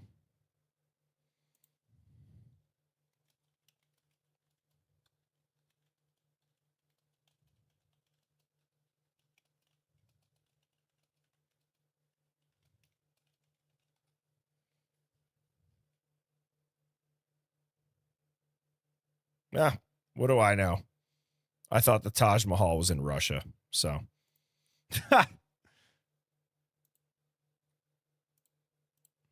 The whole law were to stop that money from going forward, I could see his lawyers bringing a First Amendment challenge against that. I don't know what's going to happen, but that's one odd example that it could change the outcome here. And it does make me wonder if you really had a defendant who was remorseful for their crimes and said, I want to help the victim's family members. I committed a terrible crime. I can't take it back, but maybe I can help them in some way. You might have a criminal defendant who does something from behind bars, earns money, and makes sure it goes to the victim's family members. I'm not saying that is even what Brian Kohberger would do, because there's been no indication he feels any remorse or feels anything towards these families. But I guess that's a possibility. Wouldn't you like to think that that should be the big picture here? He's not self-aware enough to know this. It's such a bad look by him, by the defendant, by his defense lawyers who are filing these motions saying, "Don't make him pay this money."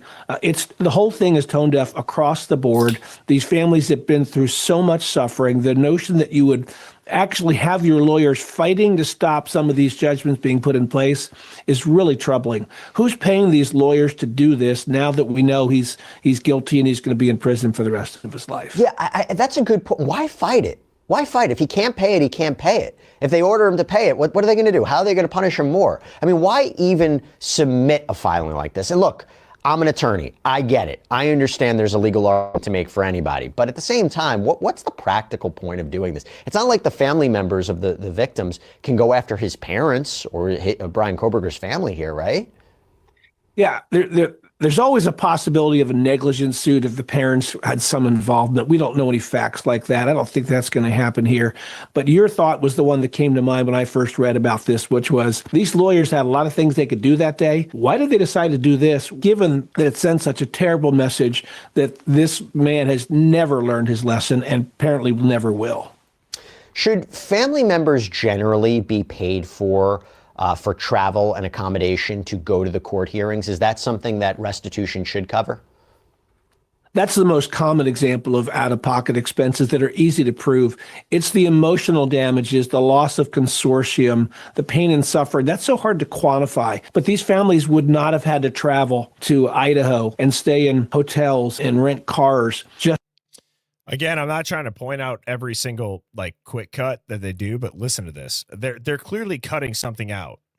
Example of out-of-pocket expenses that are easy to prove. It's the emotional damages, the loss of consortium, the pain and suffering. That's so hard to quantify. But these families would not have had to travel to Idaho and stay in hotels and rent cars just to be able to come to these hearings, but for the fact that Brian Koberger committed these horrific murders. So this is classic victims compensation. I'm glad states have these funds that other defendants pay into through their fines, and that helps create the pool for these funds. But in this case, the amount of money they might ever get is very small compared to the loss they all suffered. And I got to say, this is the big headline grabber here. I say this with the caveat I mentioned before. I understand a defense attorney, any attorney is trying to make it whatever legal argument they can make, whatever creative legal argument they can make. But you got to know you're going to get backlash for it. So the argument is, well, they don't qualify. The victims' family members don't qualify for economic loss because they already got enough money from the GoFundMe pages. Optics-wise, it leaves a really bad taste. But from a legal point of view, is that an argument? I mean, isn't it separate? I doubt that would ever go. Yeah, optics-wise, really bad what you guys are doing, Law and Crime. Right? Optics-wise. Legal-wise, is there an argument for what we've said about Brian Koberger? GoFundMe money they raised is enough to cover all the out-of-pocket expense of these families, because every family member has the right to come to these hearings and be apprised. Some of them had to hire lawyers to protect their identities and advise them. Those are certainly out-of-pocket expenses. You're right. It's a horrible look. And, I know lawyers have to do their job, but I get to choose what I do typically, and I don't want to be. And you're choosing to do this bullshit. The one who sits down and types up that motion and says, they got money from GoFundMe. Yeah. Why do they need anything more? It's just a really bad look for lawyers, right? It's a bad look for lawyers. It's a bad look. I mean, but and both of you are lawyers, correct? But from a legal point of view, if this goes in front of a judge who's supposed to look at the black and white of this, is that an actual argument? If the judge looks and says, you know what, they got enough money through a GoFundMe to cover travel and accommodations. Again, I'm disagreeing with this argument. I think I'm pretty clear about that. It's got to be reasonable. You probably know I sit as a part-time acting judge and magistrate over the years. I once had victims ask for compensation in a burglary case, and they wanted to have some of the stuff that had been broken replaced, and they wanted to have their house cleaned because the guy had eaten food in their house. But then they wanted also compensation to buy a dog and a new security system. And I drew the line at that because I said those are not out of pockets from this particular crime. So a judge does have to make sure that, in fact, the money that's being asked for was paid out of pocket because of this crime. But does it matter how much money they have or how much they're earning through other sources, whether it's a career? That's because GoFundMe is such a recent phenomenon in American life. I don't think we have case law on that. The judge is going to have to use his or her best judgment. If I were the judge, I would not look at that money, again, because I know there are so many other expenses out there, but we could get new case law out of this. And this is a unique case where you're seeing, I mean, if these numbers are correct, a tremendous amount of money that went through a GoFundMe because of the horrible numbers are correct, a tremendous amount of money. That's where you're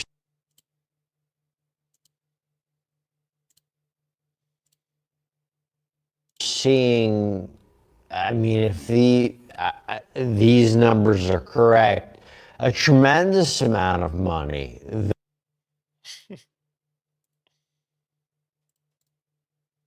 that went through a GoFundMe because of the horrible, brutal nature of this crime and how the community and the nation wanted to help these victims' family members. So it could be interesting to see from a legal point of view. What about the argument, hey, listen, he signed this plea deal, the prosecution signed it, right? We all agreed there was a stipulation to the amount that had to be paid as part of restitution. An agreement is an agreement, can't be changed, can't add anything.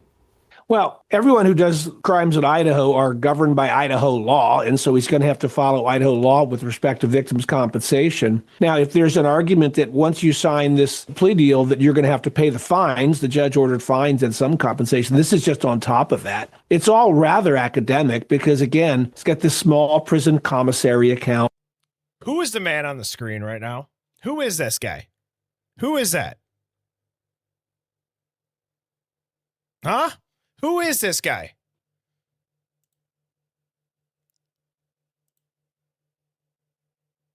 Unbelievable.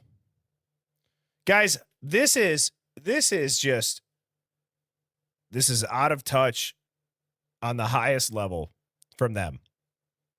What we are doing, okay, let me put me full screen. What we are doing, even if we're dead ass wrong, okay, we're dead ass wrong. We can say we are wrong. We're wrong. Now that we know this, X, Y, and Z could not have happened. But now that we also know this, X or A, B, and C could have happened. Okay? Here's what I want to know. I know this is a boring clip. I mean, for God's sakes, this is it. It's hard to listen to.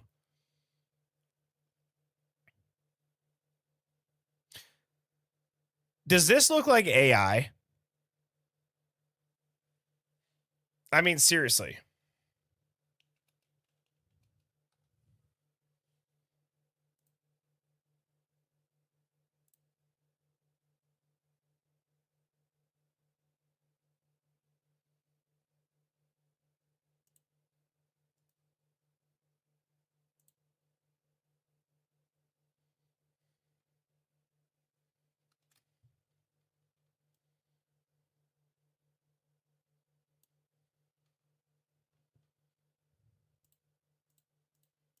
I think the state can only take out 20% of it, which in my world, that's a little low.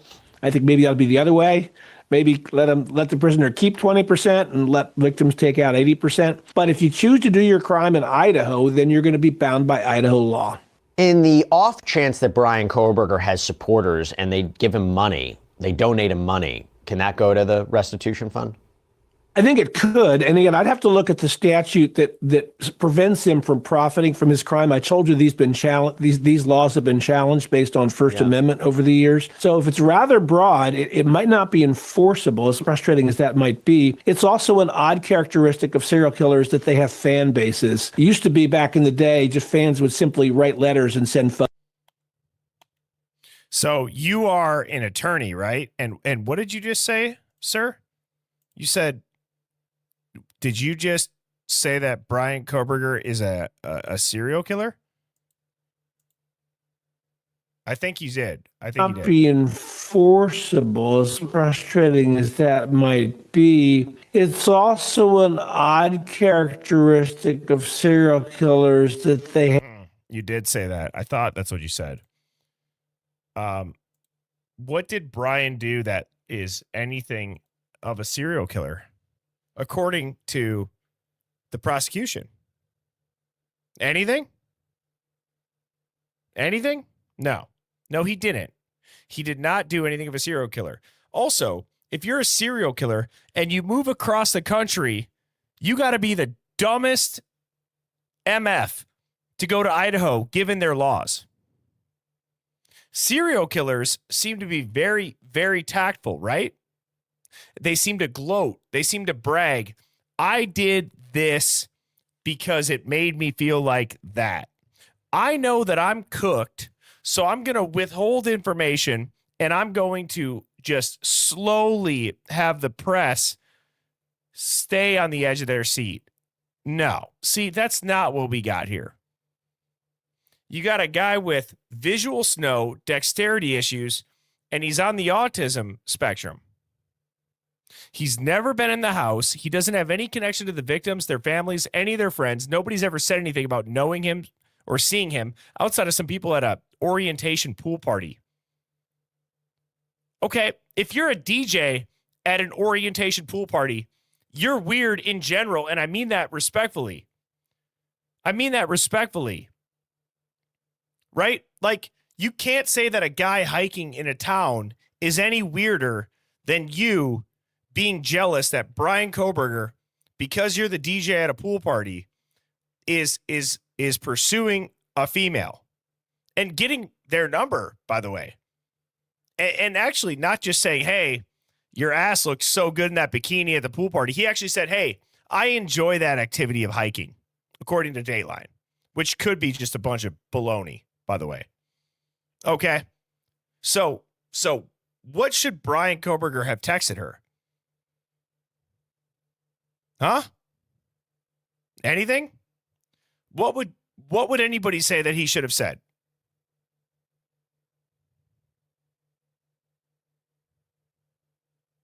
I enjoy hiking. Or, like, I know we talked about hiking. I enjoy that activity. The birthing hips was wild. Okay, the birthing hips was wild. We've all had terrible, terrible men and women. We've all probably said things when we're nervous, right?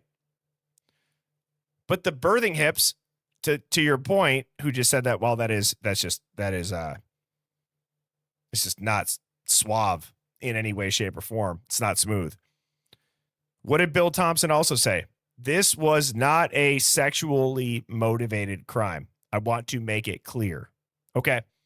So again, shitty pickup line, bad text, nervous, overly formal. Who knows what the reason was?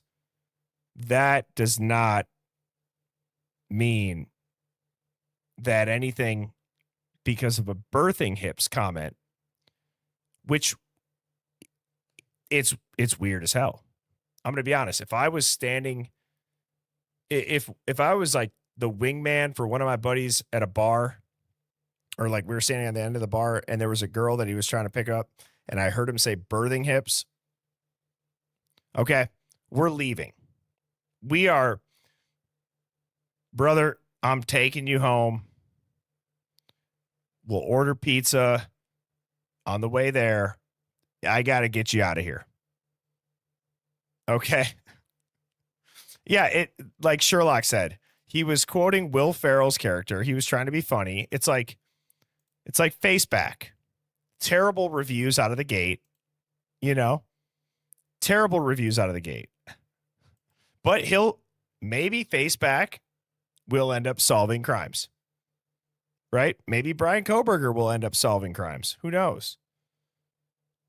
Shit.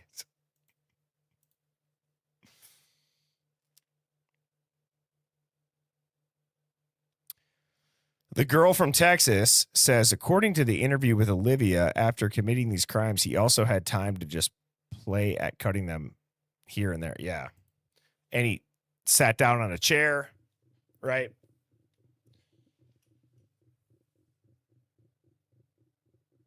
I can't even really talk too much about it because I'll continue to rant and I want to just get through this because what I'm going to show you after this, as far as these pictures and the comparisons, they're mind blowing. Have fan bases. It used to be back in the day, just fans would simply write letters and send photos of themselves. But now they have the ability to raise money and perhaps get it to him. If I'm the judge, I'm going to use that as a pool of money to give to the victims. Two things. What do you think the judge is going to do here? And is it going to get to a judge? What's the process for this? Is this now going to be a long, protracted battle in the court? I doubt we see any hearings. This is kind of motion that can be resolved on paper. Each side gets to make their point. The judge will issue an order. I don't imagine this is going to take much court time.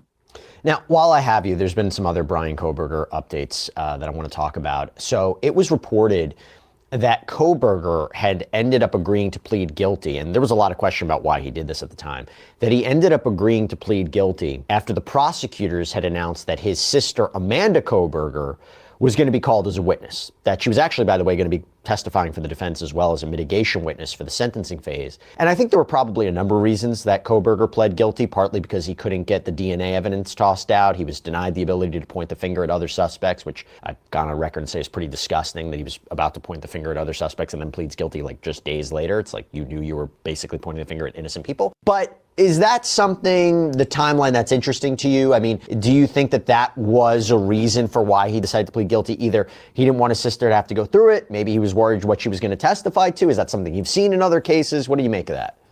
I have seen this in a lot of cases. Defendants often have a cold heart towards their victims, but they also often have a warm heart toward their family. In this case, he maybe didn't want to put his sister through this. That's one factor of many. You can't ignore the fact that they had this guy every which way. His lawyers knew that. I was with you on the notion that they shouldn't have been putting forward this some other dude did it theory when they knew he had done it. But when defendants make decisions to plead guilty, particularly when you're taking the death penalty off the table, I worked on a death penalty case a year ago where this happened. We brought the death penalty as a charge. We were willing to take it off the table under certain circumstances. And so the defendant had to make that decision whether he was willing to plead guilty. And so usually it's several different factors. And with somebody as odd as Bryan Kohberger, it's just hard to figure out what's going through his head when he makes that decision. And I got to tell you, Mark, you wonder what this trial would have looked like, whether it could have inflicted even more pain. News Nation recently reported that Kaylee's sister posted a TikTok that the prosecution was poised to present evidence that some of the wounds that Kaylee sustained were inflicted after she stopped fighting Kohberger, saying, quote, "I don't want to speculate on what Kohberger was doing, if it was to cause pain or whatnot, but these wounds did not make a lot of sense." And she went on to say that investigators told her the wounds appeared to be, quote, experimental. That's pretty disturbing to say the least. And you do wonder, at the same time, I know there was mixed reaction about him pleading guilty, but in the sense of what this trial could have looked like. So why not ask the question then? Why not ask the question to somebody that will give you the answer? Why not make Bryan Kohberger tell you exactly that? Guys, this is not rocket science at all. Do not gaslight yourself. Do not ignore what you hear. Just trust your gut on this. Like I said, if there is somebody that is still in the camp of Bryan Kohberger is so guilty it's not even funny, I challenge you. I'm sure many other people in the Hive will challenge you. Just say something, even the easiest question back. Oh, why? Why do you think he's so guilty? If they don't know that you've been following it really closely, just ask that. Why? Dude, one of the things that I do is I will, whenever I'm editing, after I get done streaming, I edit it right away. I try to. As I'm doing that, most times I go and I just have Outcast on in the background. But if he's not on, I'll go to the live tab and I search Idaho 4. This is not anything against other creators, because most of the people that I'll join, I go and look at their channel beforehand. They put out really good content for every other case but this one. Has anybody else noticed that? It seems like, hang on, how are you covering Diddy? How are you covering Epstein? How are you covering any other corruption? But this one, you're so sure on. Like people that are very, very speculative. They can't sway from this one. Why? what jurors would have been exposed to, what the victim's family members would have been exposed to. It's pretty brutal. This is hard stuff. I got into this line of work because I like doing jury trials. I like prosecuting violent criminals. But every time I do a trial, I'm reminded that those jurors didn't choose this. I chose this line of work. The jurors didn't. They got a summons in the mail. They were told to come to the courthouse. They're being responsible people. And then sadly, we have to subject them to some of the most horrific images they've ever seen in their life, which most of them will never get out of their heads. And of course, the family members have to sit there and see these images as well. It's one of the reasons why sometimes the best thing is to settle a case and let it plead out to something else, which is what happened here. What if it's a wrongful conviction, sir? Which I was going to say, I did this because I'm trying to find this dude's name.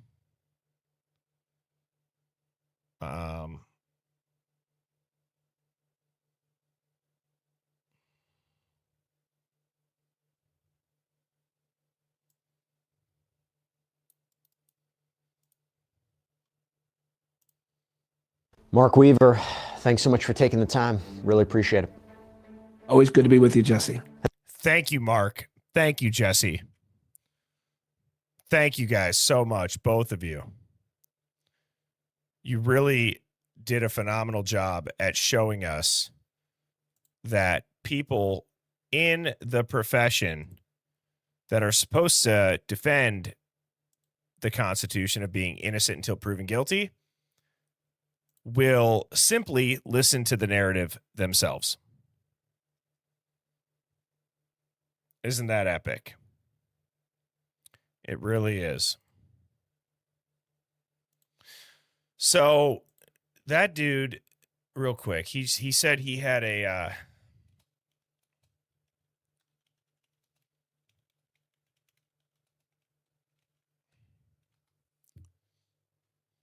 he said he had a death penalty case.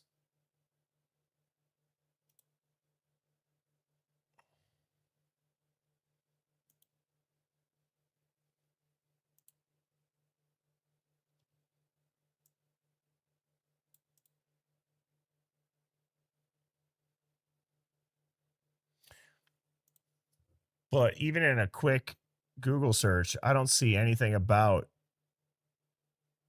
Just a couple months ago, he had allegedly done this. 2020, 2023.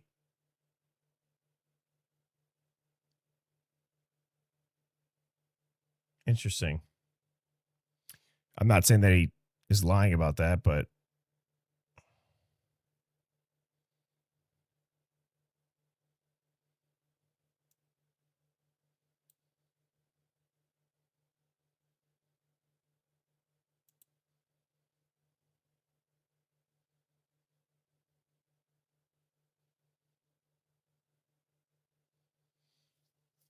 again, I would love to have Mark and Jesse into the hive.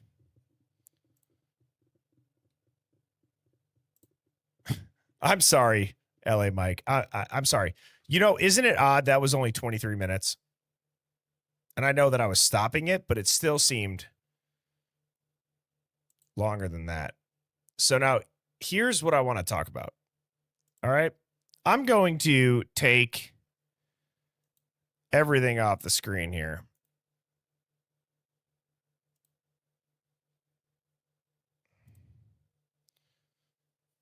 Guys, how many different Brian Kobergers do you see on this?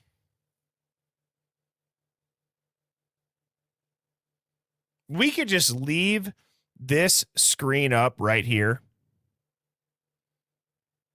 Anybody? Does this guy in the middle, like I've said, does this guy look athletic? I think most people would probably say yes. Does this guy look athletic? Most people would say no. Does this guy look like he plays tennis or lacrosse? Maybe. This guy, I don't know. Does this look like anything even similar to the same person?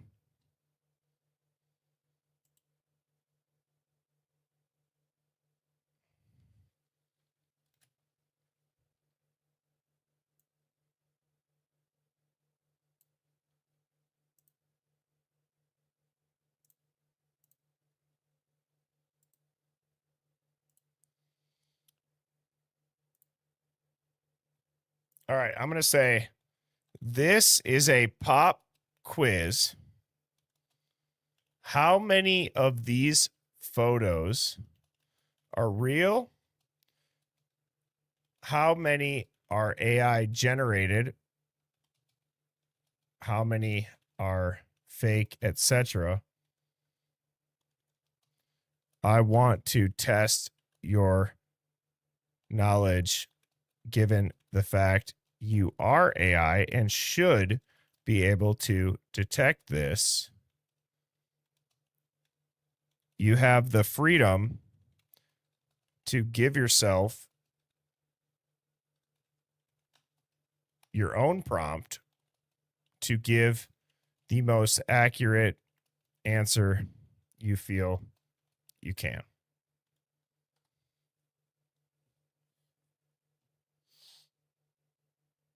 Oh, I can't make a visual distinction.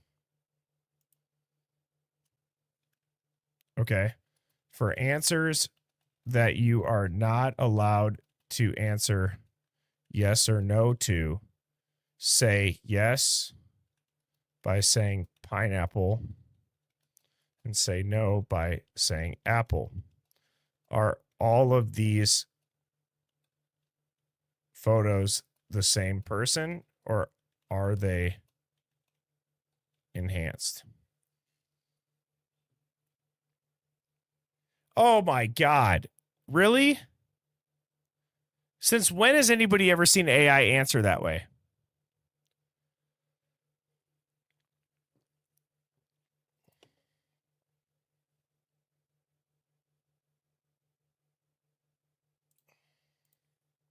All right, let me reset this. Let me refresh it.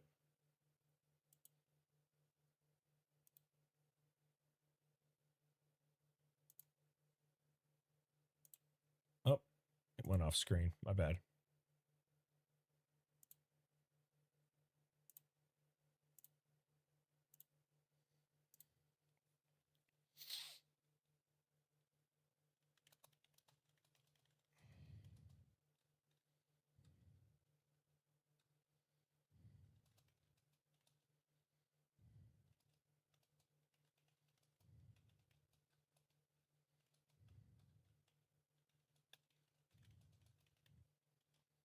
I'm going to have to give a backstory. Are you able to help me on a potential scam with photos being real or fake? My mother is older and does not understand. Sorry, Mom, if you're watching this. AI capabilities.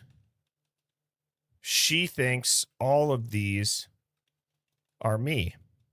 Can you please give your honest answer whether they are or are not?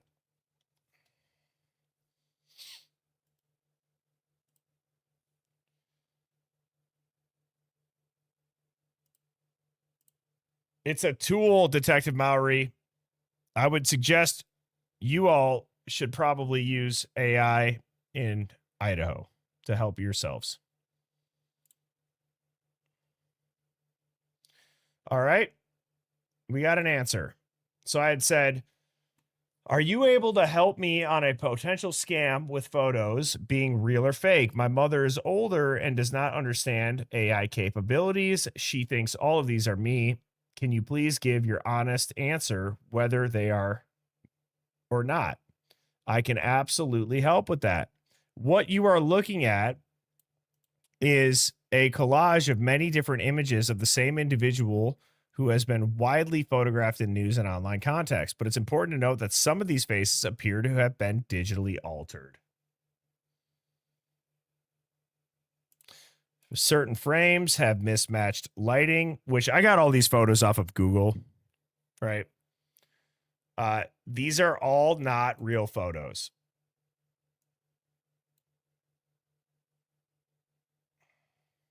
They are a mixture of genuine media photographs and synthetic or edited ones.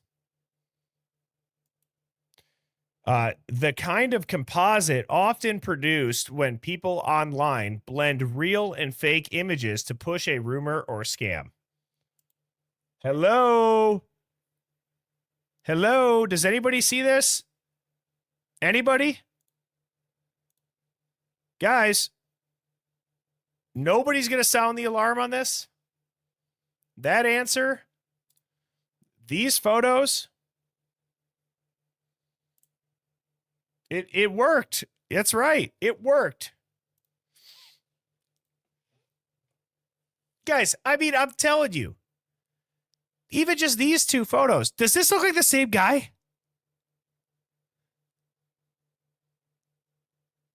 I'm telling you, too, one of the other things, and again,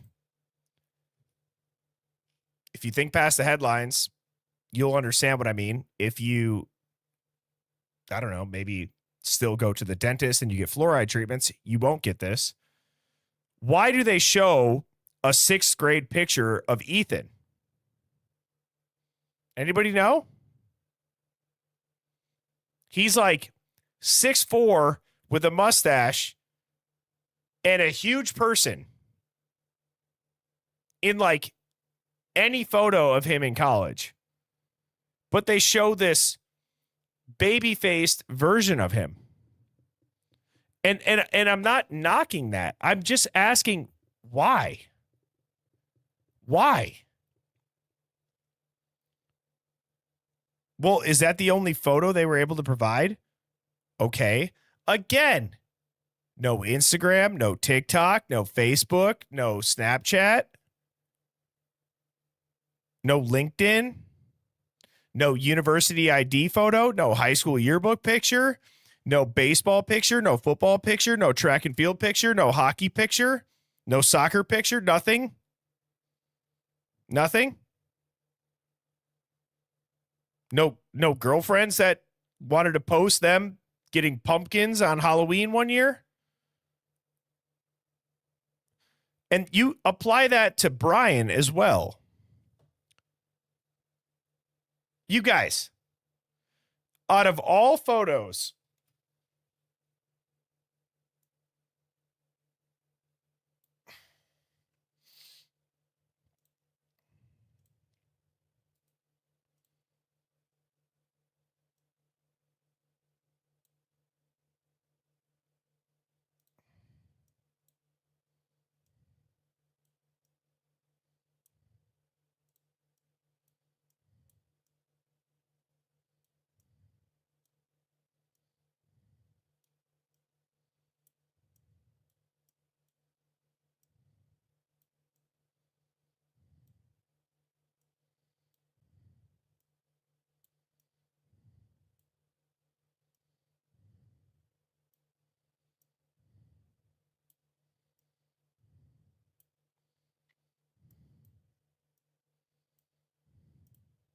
if anybody had to bet their life, let's say your life is on the line, is anybody going to say with 100% certainty, like literally 100% certainty, you have to be correct? These are the same people.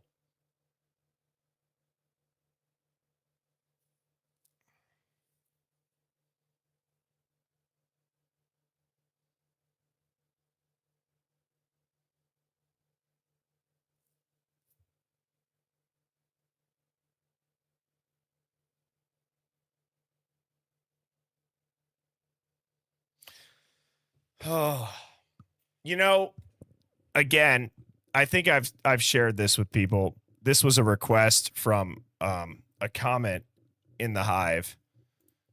I think I don't know if everybody was in here, but I was reached out to by the Fox Hollows documentary crew for my TikToks on Rob Graves.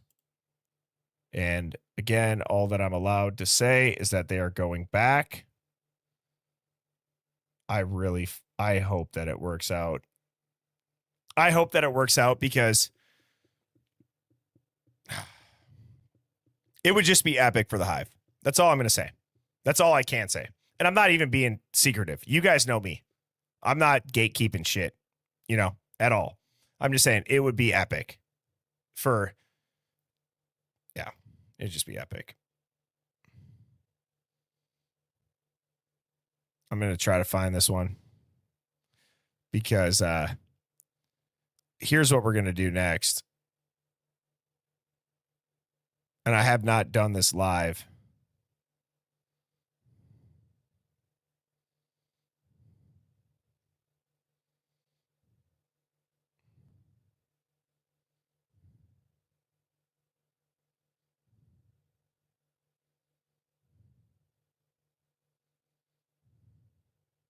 Oh, damn, I can't.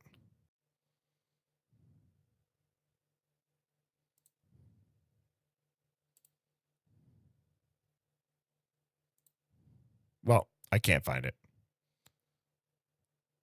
I was going to show this one time lapse of Rob Graves and Herb Baumeister, but for some reason my computer won't load it. The PC TikTok's pretty rough. All right, so here's what we'll do. Let's take these photos.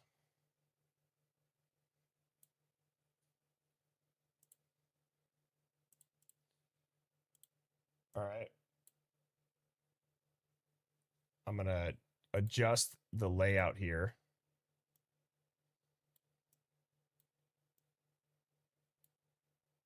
Give me 2 seconds.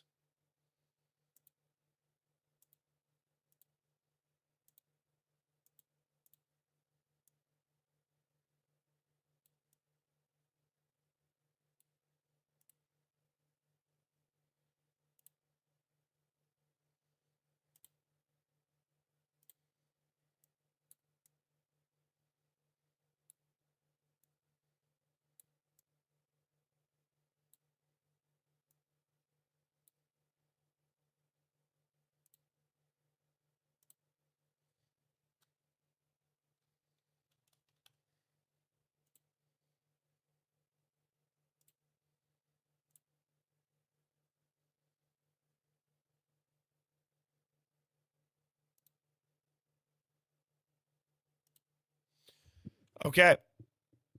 Let's look at these.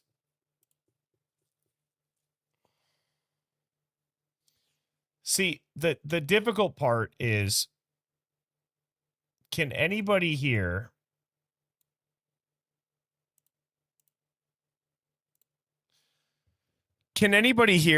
tell me whether or not this is like, what's the age difference in these photos, if anybody knows?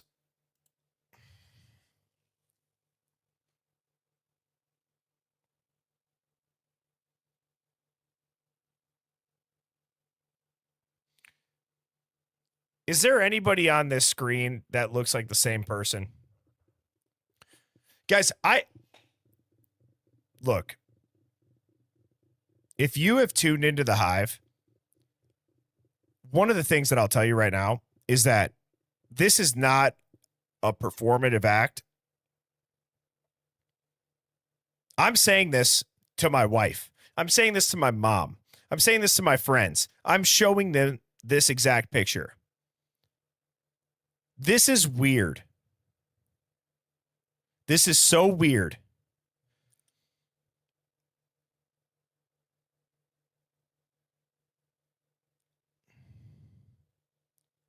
Why are all the photos where he looks so creepy, whether it's the hoodie, whether it's this? I mean, how many pictures does he have a thumb up in? This chin isn't the same. This chin isn't the same.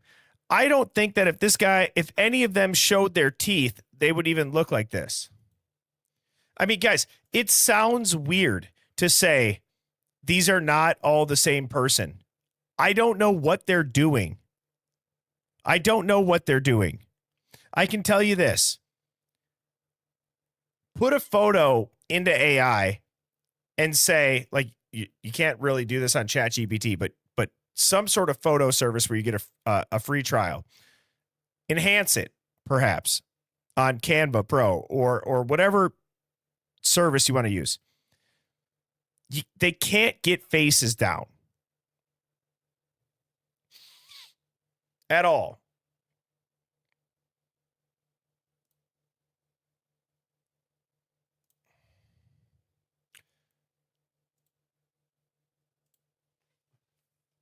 You know what's crazy? And again, where my brain geeks out, I already know that there's going to be people that roll their eyes at this and they're going to say, "Birdie, you're out there, bro.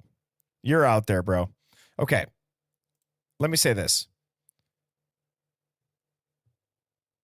This is the wildest. This is a conspiracy. Okay? This is a full-on conspiracy. There is zero factual basis for this other than one particular combination of a rumor and a DNA test. Does this look like four brothers? Crazy. Crazy question. Could they be brothers?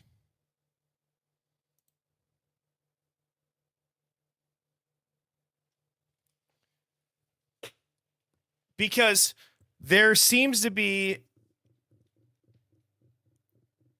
similar characteristics in every picture that they release.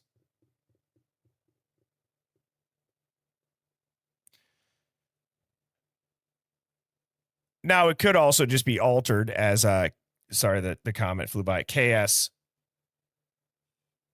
Jensen said.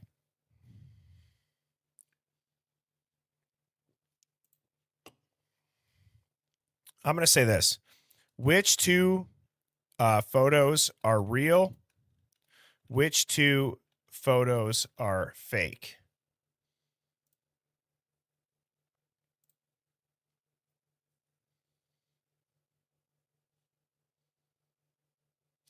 Dude, it's so weird. If you had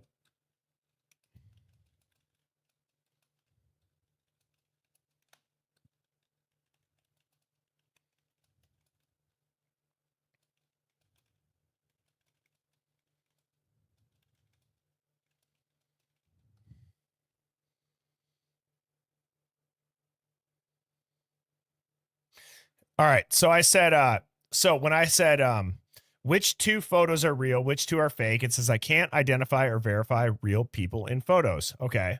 So I said, if you had a guess to help prevent a scam, are these real people or only one or the same? They said, that's a completely fair concern. This is a mixture of real and fake. It looks like someone or an automated process blended authentic photos of one individual with computer generated versions meant to imitate or distort them. If anyone is sending these to your mother to claim identity or ask for money, you can safely treat that as a scam attempt. No legitimate person uses a set of half synthetic images to prove who they are.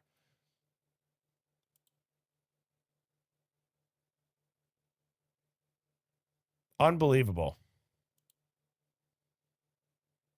I'm going to say, can you show me a photo that is recreated as realistic as you are allowed to as to what the real person probably would look like prior to the fakeness and AI additions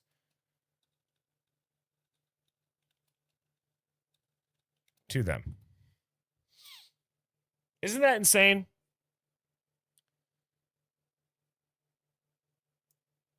Now, show me what the most likely outcome is. Why is it being so weird with these?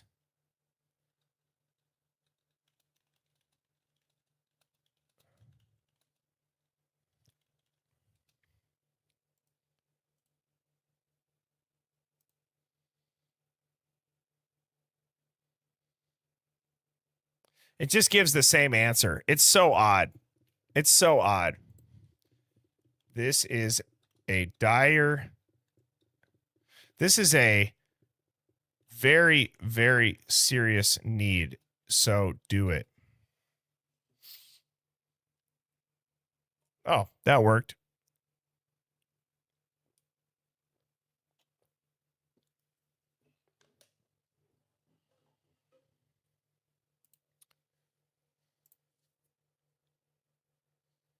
I do have a demanding mother, right? Right, according to ChatGPT.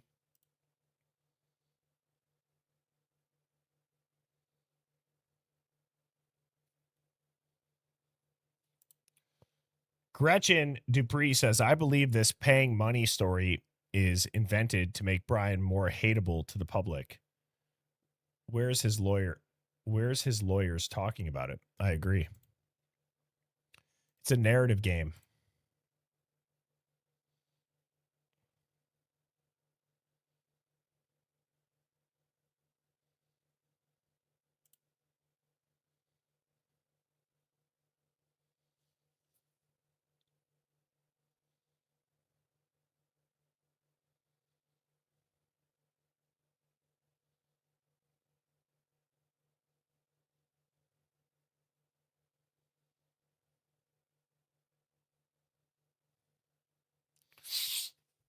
You want to know what'd be funny?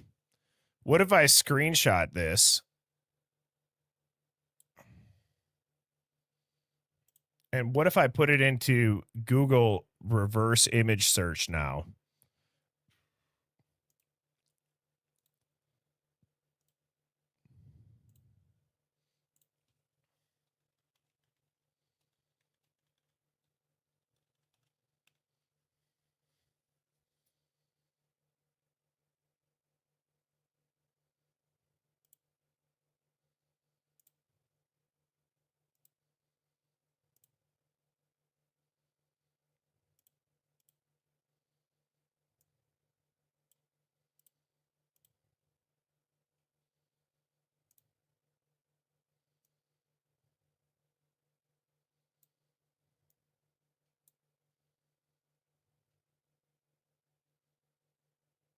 Huh.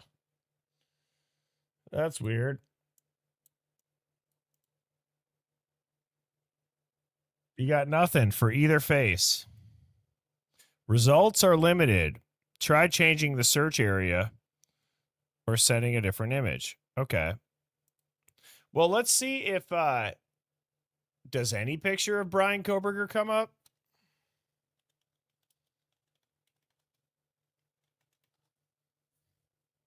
Does anybody think that any picture of Brian Koberger will come up when I do this?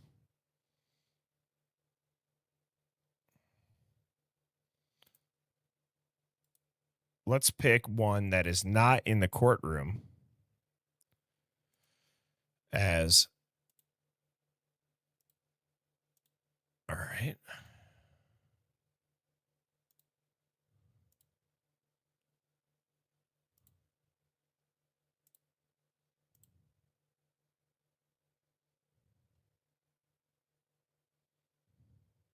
Okay, that one came up.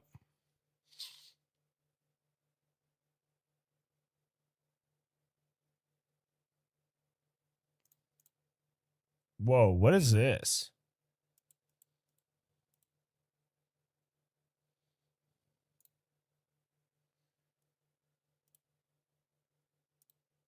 Are you guys seeing this?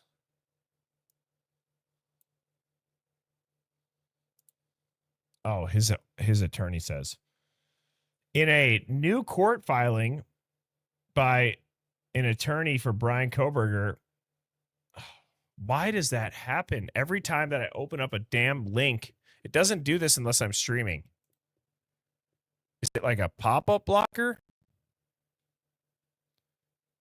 For Christ's sake.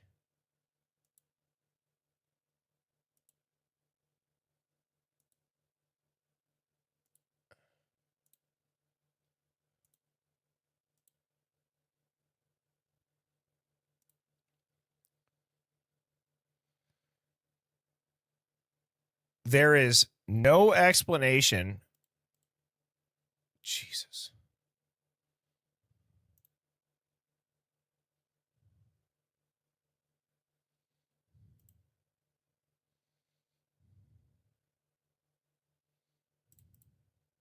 I'm saving it at as a PDF.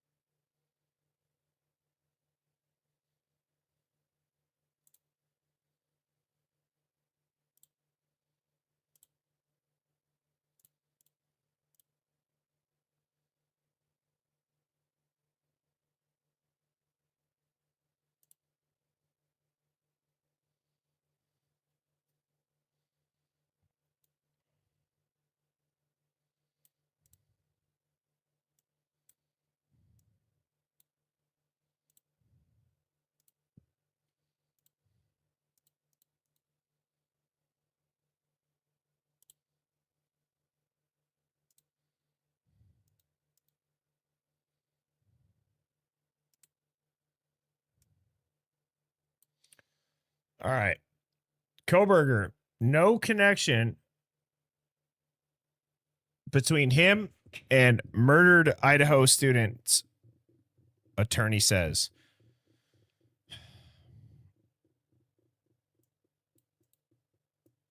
There is no connection between Mr. Koberger and the victims, Jay Logsdon argues. There is no explanation for the total lack of DNA evidence from the victims in Mr. Koberger's apartment, office, home, or vehicle.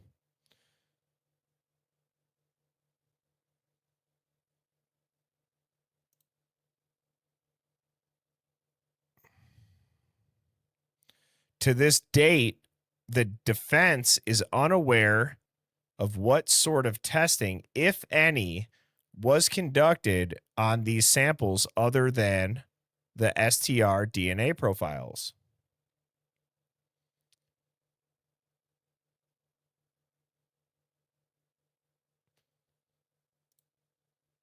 Prosecutors disclosed that last week in their motion that the FBI went to publicly held DNA sites similar to online sites like Ancestry.com, 23andMe, with unknown male DNA from the knife sheath and utilized genetic genealogy. Quote, then sent local law enforcement a tip to investigate Brian Koberger. I'm going to screenshot this. And what I'm going to do is the following.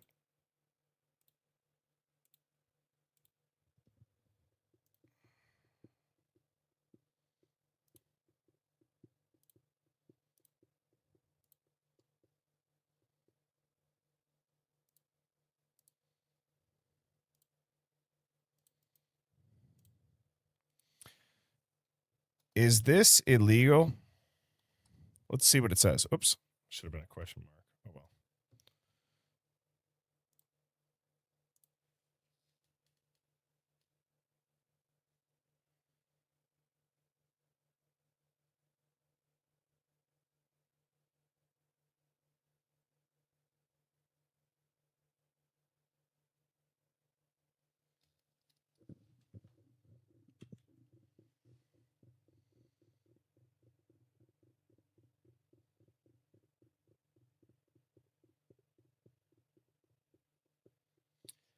Hey, Sherlock.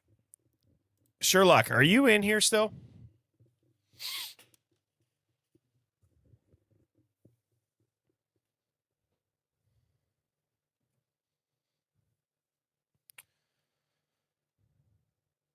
The short answer to that is not necessarily illegal, but it depends on which databases were used, whether those databases allowed law enforcement matching, and whether investigators followed applicable policies and court orders. Let's say this. Is this what the feds would do to cover up a crime with a fall guy who is one of theirs and a pre-selected defendant?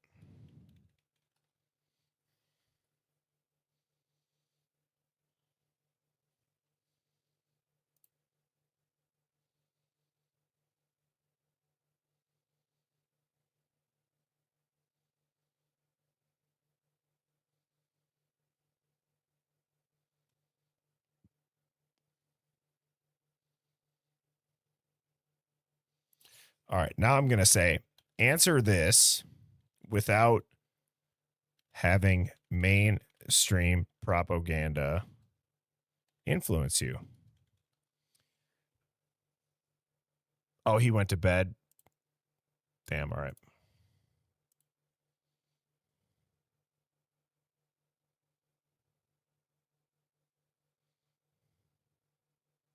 So I had said, all right, my initial question was this. In the article, they said prosecutors disclosed last week in their motion that the FBI went to publicly held DNA sites similar to online sites like Ancestry.com or 23andMe with unknown male DNA from the knife sheath and utilized genetic genealogy. Quote, then sent local law enforcement a tip to investigate Koberger.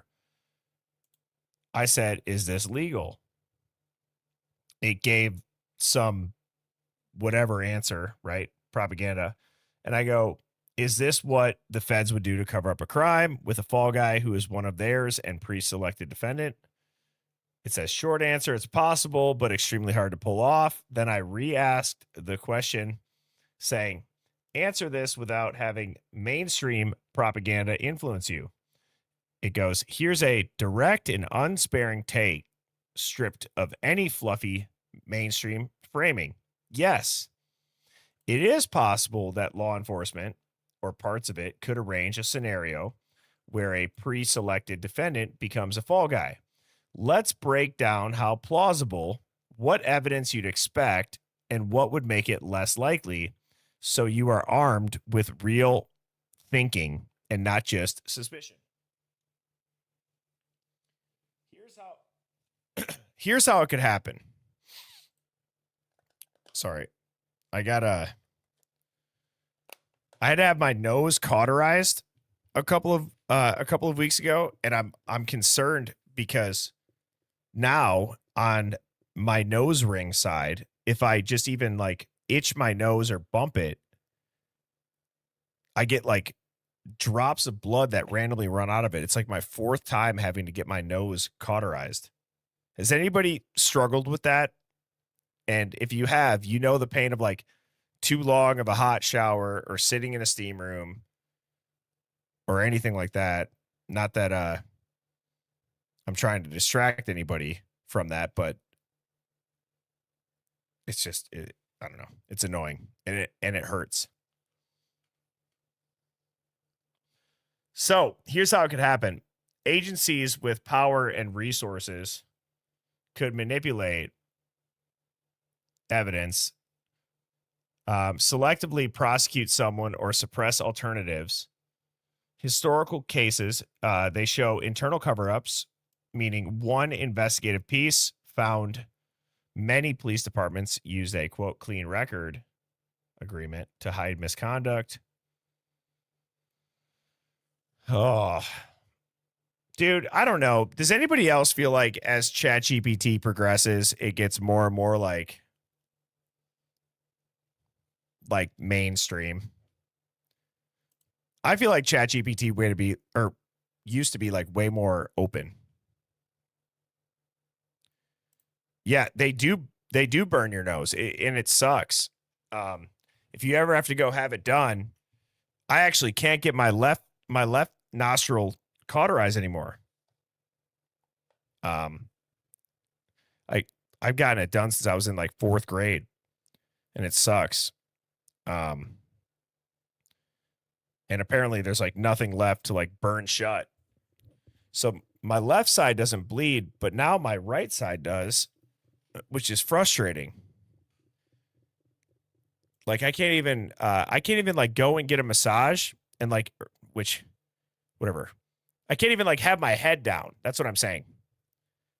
So I can't even like put my head into like the hole of the table for an extended period of time because my nose will start dripping blood. I could just look down long enough and my nose drips. Like, and it's not like my nose is gushing. It's just like 3-4 drops. So annoying. And I don't know. I feel like it's starting to happen now. And I always confuse like a stuffy nose with that. Try using Afrin spray.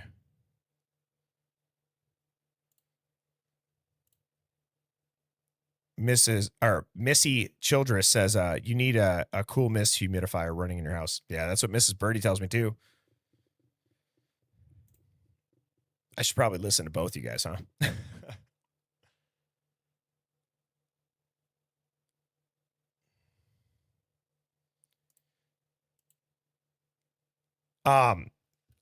I just got really bad bloody noses my entire life. I don't know if it's like hereditary or genetic or whatever the hell it is, but like my mom had to have it done a bunch of times. So I don't know. I'm kind of just going off that because like I'll like bleed through like a paper towel.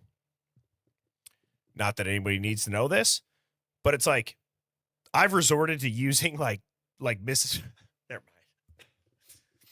Like Mrs. Birdie's tampons are the only thing that can stop some of these bleeds. Like literally we will keep a box of tampons for nosebleeds. If I am in the shower for more than 5 minutes and there's steam, my nose, I have to like go step outside if it's winter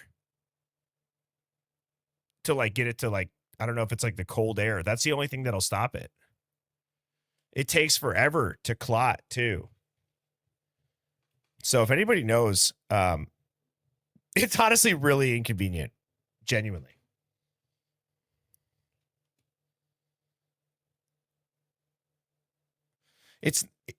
That's what I thought it was too, Nancy. But I don't know. I went and I got a bunch of blood work done. It's not that. I'm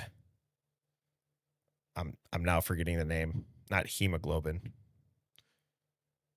Whatever it is, like that's fine. It has to do with just like the way that my nose is. Like it's just like super thin. Even like in football with a helmet on, if I got hit too hard, obviously I'm wearing a helmet, my nose would start bleeding.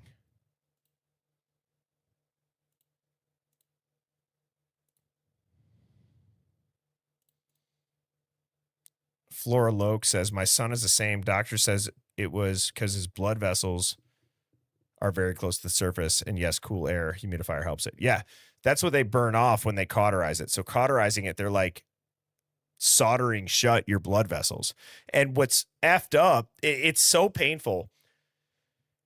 Not this last time, but the time before that, I was kind of in a rush. I was going there during lunch, during the workday, and they were like, do you want like the numbing thing? And I said, no, I will be fine. Right. Cause I've been numbed every other time and it didn't hurt.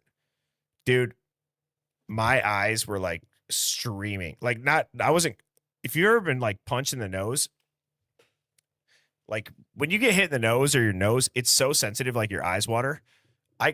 It was the worst pain I've ever felt in my life. And what they do is they actually get your nose to bleed.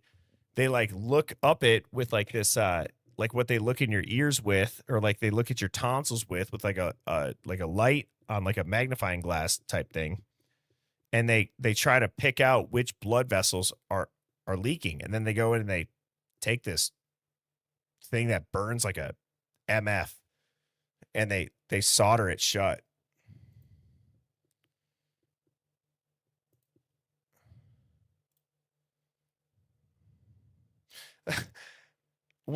I could tell, like, we have people in here that are really in tune to that stuff, which is nice. I do have my tonsils and my adenoids.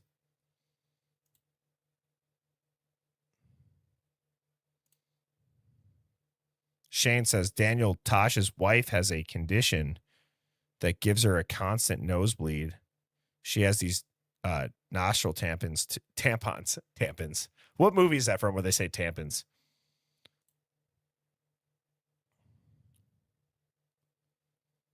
Retired nurse. How many nurses are in the hive right now? Type of one if you are.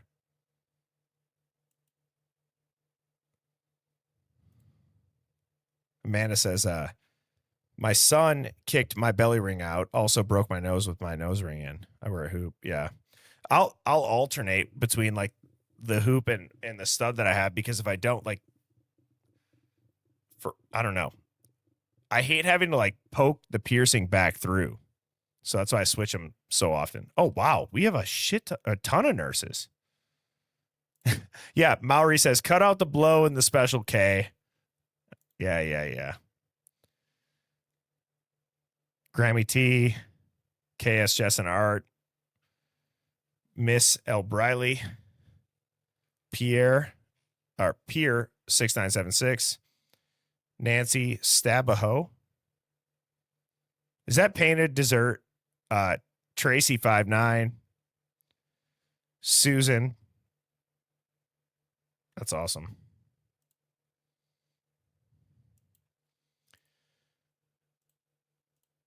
Look, okay, to wrap this stream up,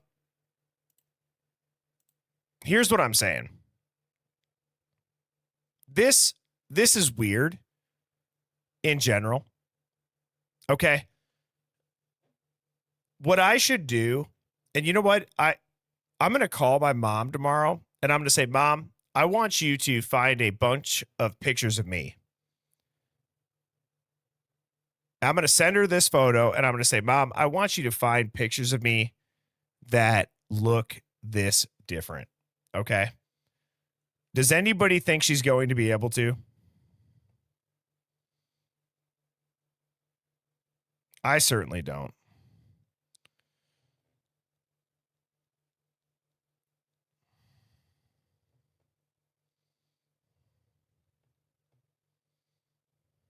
It's so weird, guys.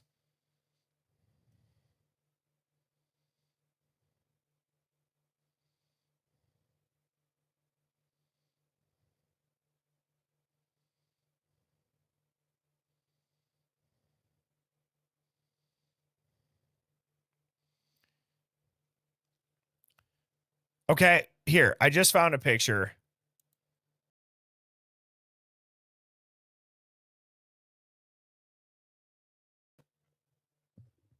So here's a photo of me from my senior year in high school, which is 2011.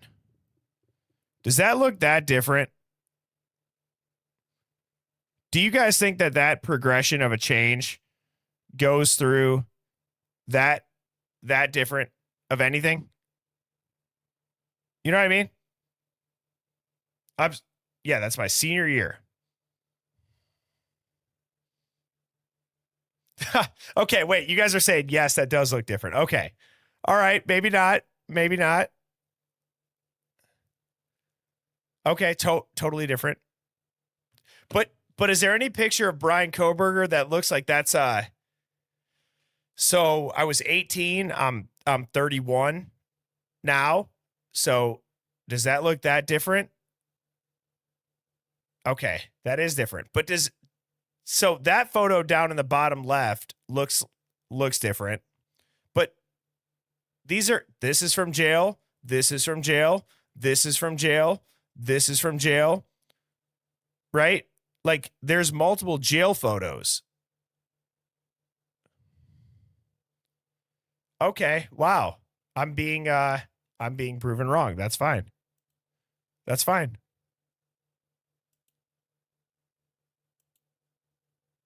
Yeah, I mean, I know I look younger.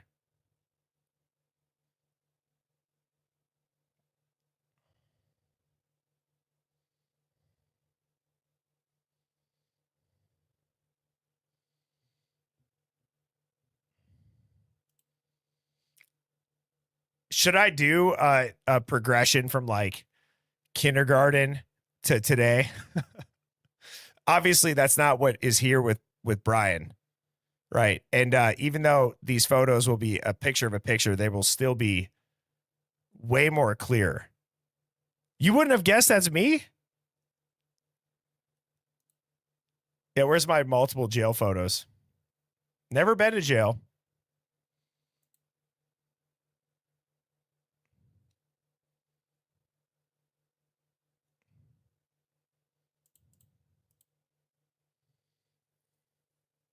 No, I know he's younger in the bottom left. I mean, that one, I can see this. I can see the bottom left to a few of these, right? But I can't see these up here. He was arrested here. This is jail. This is the selfie in his apartment. So all of these on the top, I don't know. Besides the two on the end, think about this. Besides the one over here on the bottom right and the bottom left, these are all really close in the same age.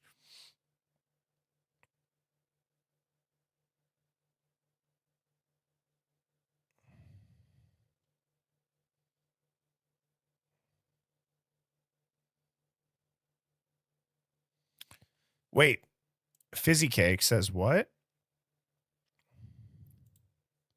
Flip the image upside down.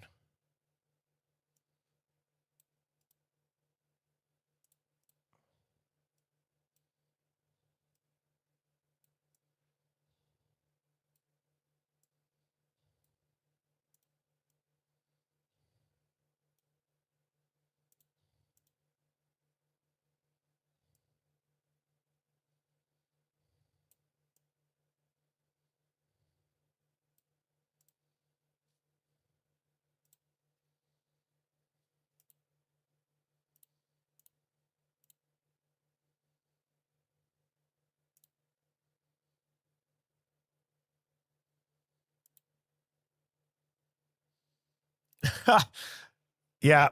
Yep. That is why the stream might be ending.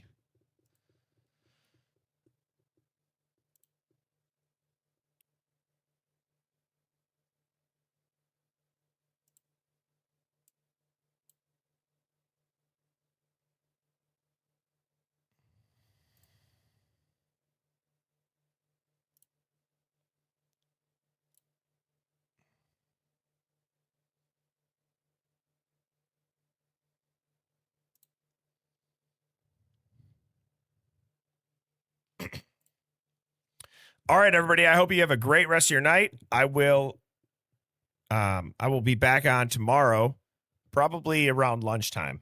I'll get a live scheduled before noon at some point. Thank you all for tuning in. I hope you guys have a great rest of your Friday evening. Cheers.